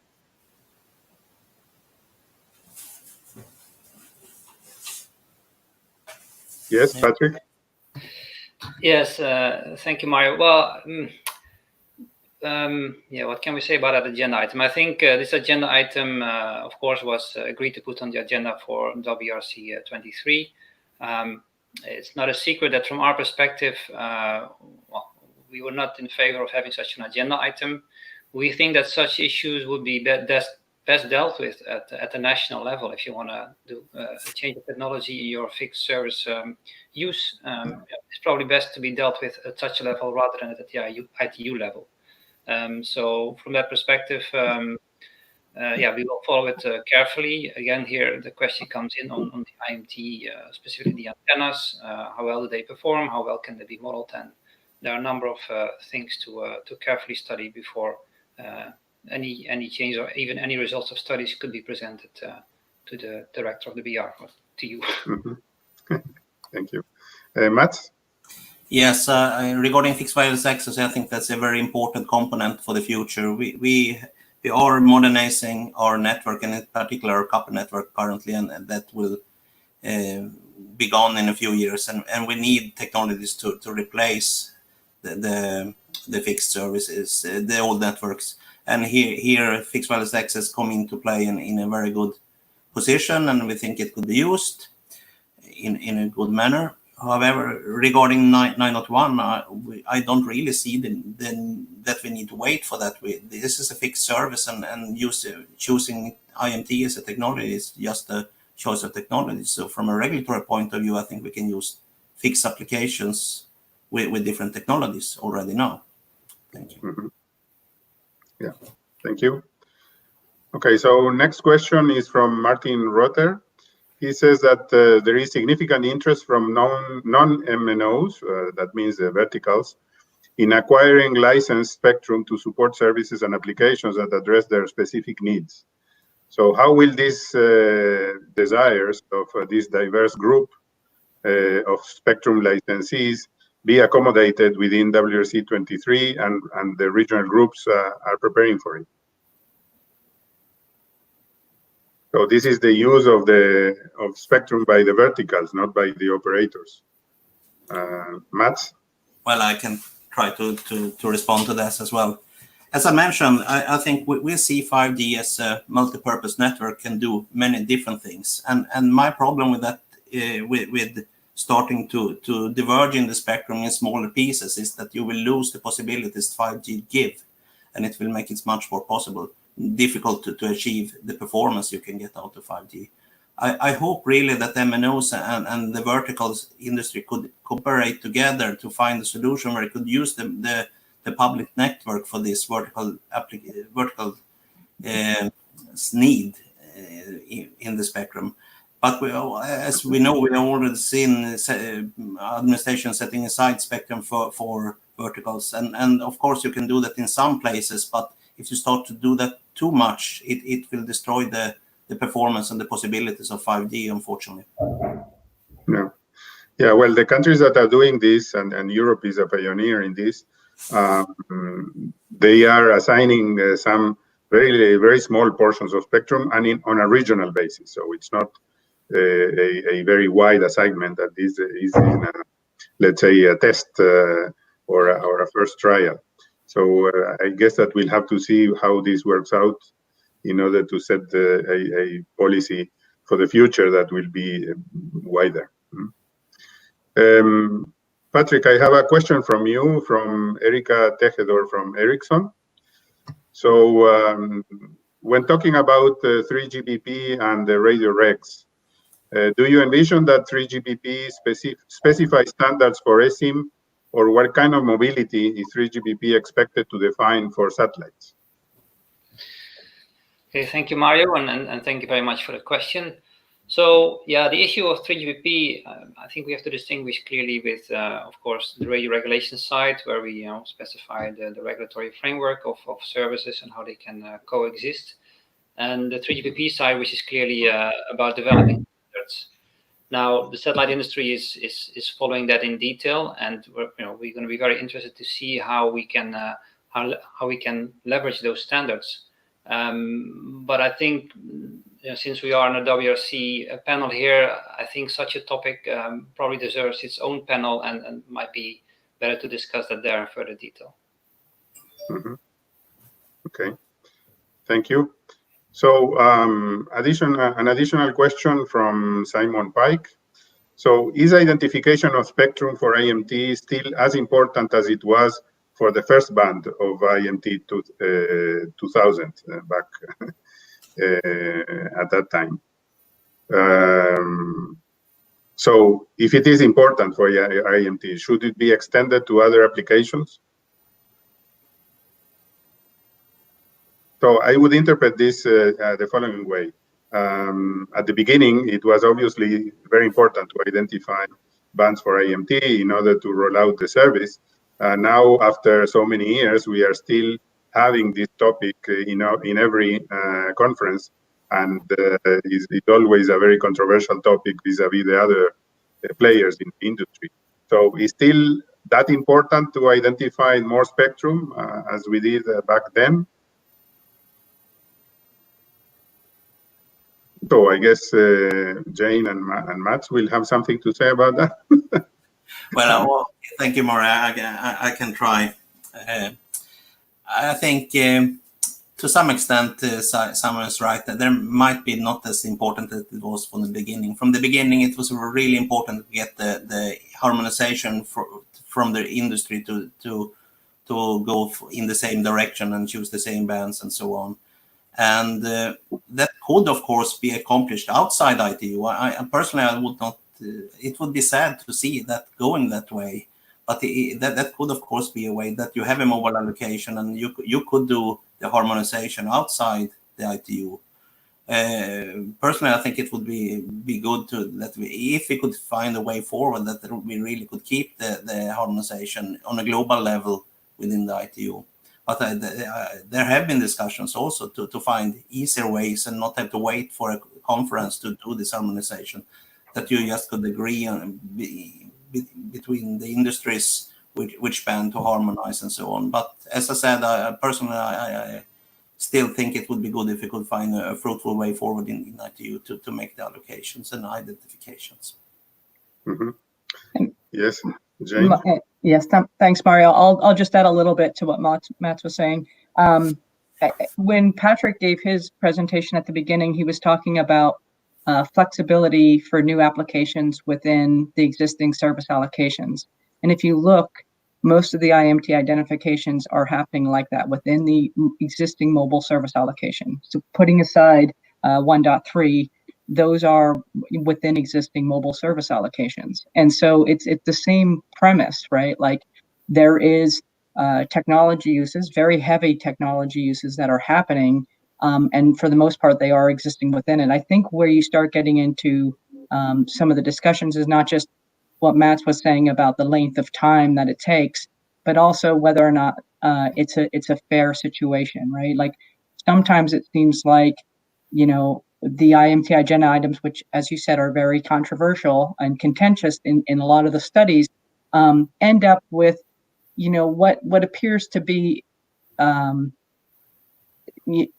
every type of restriction. I think that's where we start getting into discussions over the identification versus not. And so I do think it's important that as we do the studies, that we are fair and balanced, and that we are, you know, trying to make sure that we're protecting, but also allowing innovation. So there's a balance there, and it's very important that we try to cooperate and really be fair in the ITU studies and let the new applications go forward as well. Yes, thank you, Jane, as well. I need to say something here. I think that IMT related agenda items have been controversial over the past conferences because they are mostly, let's say, affecting other services that are either in the same band or in adjacent band. So obviously the controversy comes from the fact that the other industries are, or the other sectors of the industry or segments of the industry are trying to defend what they have and the services they have. And this is one of the principles that we have in ITU, which is to protect existing services. So looking into solutions, we have to look at sharing, or we have to look at some protection levels and things like that, as it was the case in the last conference.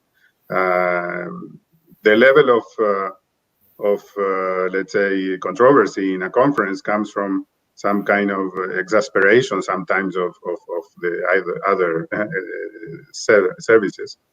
But that doesn't preempt or prevent the conferences from having finished with successful results for the IMT community. And in the past 2 or 3 conferences, I've heard only praise from the IMT community on the results of the conference, and you've had an increasing amount of spectrum allocated each time. So why am I saying this? Because what Mats just said is a bit worrisome, and not a bit, is highly worrisome for me. I mean,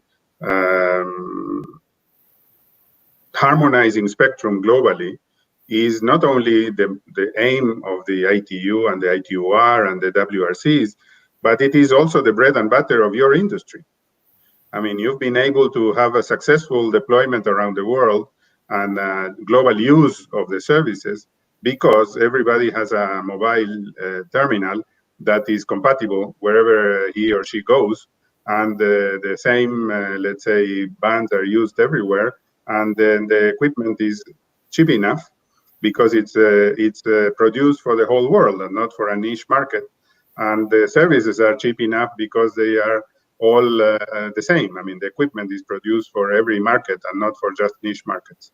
So I think that you will be not only, let's say, having a very bad hit in your reputation by trying to go outside this framework, but also shooting yourself in the foot, I think. In any case, I think that the framework has been successful so far. As I said, the radio regs are there for more than 100 years, 113 to be precise. We've been able to update them and to include the new services without killing the existing services, just making compromises that, although they entail a big sacrifice and sleepless nights, and as Jane said, but I'm sure that we'll continue achieving those results and we'll continue being able to deliver to all players and all stakeholders. So I would very much encourage you to forget these ideas, these crazy ideas of going outside this framework, because it will not serve anybody really in the long term. So that is my message. I mean, I could not be, let's say, more emphatic than that. I mean, I think in that regard. Mario, I fully agree with what you're saying, and I'm confident that we would find a way forward for this. And as you said, the last conference was very successful, and we managed to create decisions that also give some flexibility for the development and future. And I also think we could see in this case that we actually could share the spectrum. In the millimeter wave bands, the AAS system with directable antenna show much better compatibility with the existing satellite service, for example. And I'm very happy to see that, and I hope we can continue to find such ways forward. Mm-hmm. Absolutely. Thank you, Matt, for your understanding. I agree with you. And this is what we are doing and will continue to be doing to just have you working with everybody else in order to reach agreement and consensus, even if it's difficult, but we'll get there. And we have shown that this is possible. Okay, so we have a couple of minutes left. So I would think that the best way of using them is giving you some 30 seconds each for a final conclusion. Who would like to go first, or we keep the order? It's easier. Jane, ladies first. Thanks, Mario. I just wanted to thank my fellow panelists in the audience for listening, and Mario, you for moderating our session today. I do look forward to the preparation and the studies, and I hope that at the next conference we're able to come up with some solutions that allow for the protection of incumbent services, but also allow this innovation to occur now more than ever. Our digital infrastructure is a crucial part of our societies, and we want to make sure that we do have a framework in place so that administrations are able to make sure that those benefits are passed on to their consumers. So I look forward to the next 4 years, and hopefully we come up with this framework that allows the new innovations to get out to the consumers. Thank you very much. Thank you, Jane. Patrick? Yes, thank you, Mario, and again, thanks for allowing us the opportunity to speak on this panel. I definitely wanted to second your comments on the importance of the ITU. I think for us as a sector, it's extremely important because by definition of the physics of our services, we rely very much on an international framework, and that counts above all. So we're all part of this ITU community. We all have to work it out one way or another, and in the end we will. But of course, we will look after our interests, and we will take part in the meetings and the studies from early morning to late night if needed. And we look forward to working with you, and if possible, in the same room again in the near future. So thank you. Thank you, Patrick. Jean-Pierre? Thank you, Mario. Well, I want to thank everyone for this great panel. I think It's interesting to see that our issue around the UHF ban is still a very exciting subject for a lot of people, and we saw that in Abu Dhabi. We saw that this session also. A difference with what we saw at Abu Dhabi is that there were many questions on other subjects, which I think is interesting also, because I think there's no scarcity of subjects in spectrum management. And in terms of concluding for our subjects, I think we heard the spirit of cooperation also. There are some directions around downlink only, which are interesting, and I think it's probably the way forward to understand each other better and to find ways to continue the fantastic industry that we have around the broadcasting and media distribution in a way which is perennial in the future. Thank you very much. Thank you, Jean-Pierre. Mats, over to you now. Thank you, Mario, and thank you all in the panel. It has been a pleasure to take part of this. And I would like to return to my last slide, more or less, saying that make use of what we are important. Now it's very important to make use of what we agreed in WRC19 and bring that to the market.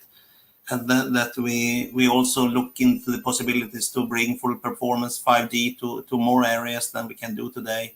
And finally, that we work together and find solutions that we all can live with for the future and can find the cooperation. I think there is a good possibility that we find more and more cooperation between the industries for the future also, and let's try to stick to that. Thank you. Thank you, Matt. So I will need to put an end to the panel by thanking you all for the great panel we've had. I think you were all very good and very, let's say, frank in the discussions, which is much appreciated. I hope that you will continue working towards a successful WRC-23 within the ITUR framework. And I thank again the organizers for having had us today. And finally, thank the participants for their attention and for the questions they raised. And see you soon in another opportunity. Bye. Thank you. Thank you, Mario. And yeah, I'd also like to add my thanks to the panelists as well. So a really interesting session to add to our previous sessions today. Mario's keynote, of course, and then the policy roundtable we had as well. So a really interesting morning, and you'll probably be pleased to hear after what was quite a long morning as well that we do now have a break for an hour or so. So it's time for you to go and get some lunch. Or maybe breakfast or dinner, or if you're Jane, and Jane, we do appreciate you joining at this crazy hour for yourself. Maybe it's going to get some sleep for an hour or so. But we're back here again at 14:30 CEST for the second set of our showcase sessions. So in just over an hour, back with our second set of our showcase sessions. And as you can see from the slide, just here on next to me here, we have three really interesting showcases lined up for you. So we have the choice of three parallel sessions. First session looking at the future of 2G and 3G networks in Europe. Second session looking at multi-orbit, multi-frequency satellite solutions for a modern digital world. And the third session looking at bringing spectrum sharing to the 6 gigahertz band. So all of those will be taking place in the sessions area of the platform. And you'll find the three different stages there, which starts, as I said, in just over an hour's time. And then following that at 3:15, again in Central European time, we're back here on the main stage for our final panel of the day, a panel which is going to be, I suppose, continuing the focus on WRC, but maybe looking more back to some of the outcomes of WRC19 and the millimeter wave ecosystem that's emerged following some of the decisions that were taken there. And then finally, we're finishing up, as usual, with our Have Your Say session, which is the opportunity for all of you guys to come and join the moderators on stage and give your thoughts on the discussions that have taken place, both this morning and the ones that are going to follow in the sessions later on today. So once again, thank you all so much to all of our speakers, panelists, and moderators for this morning. Thank you very much again to you all for your participation. Look forward to seeing you back here for the showcases in just over an hour. And yeah, no, thanks very much to everyone. Thank you.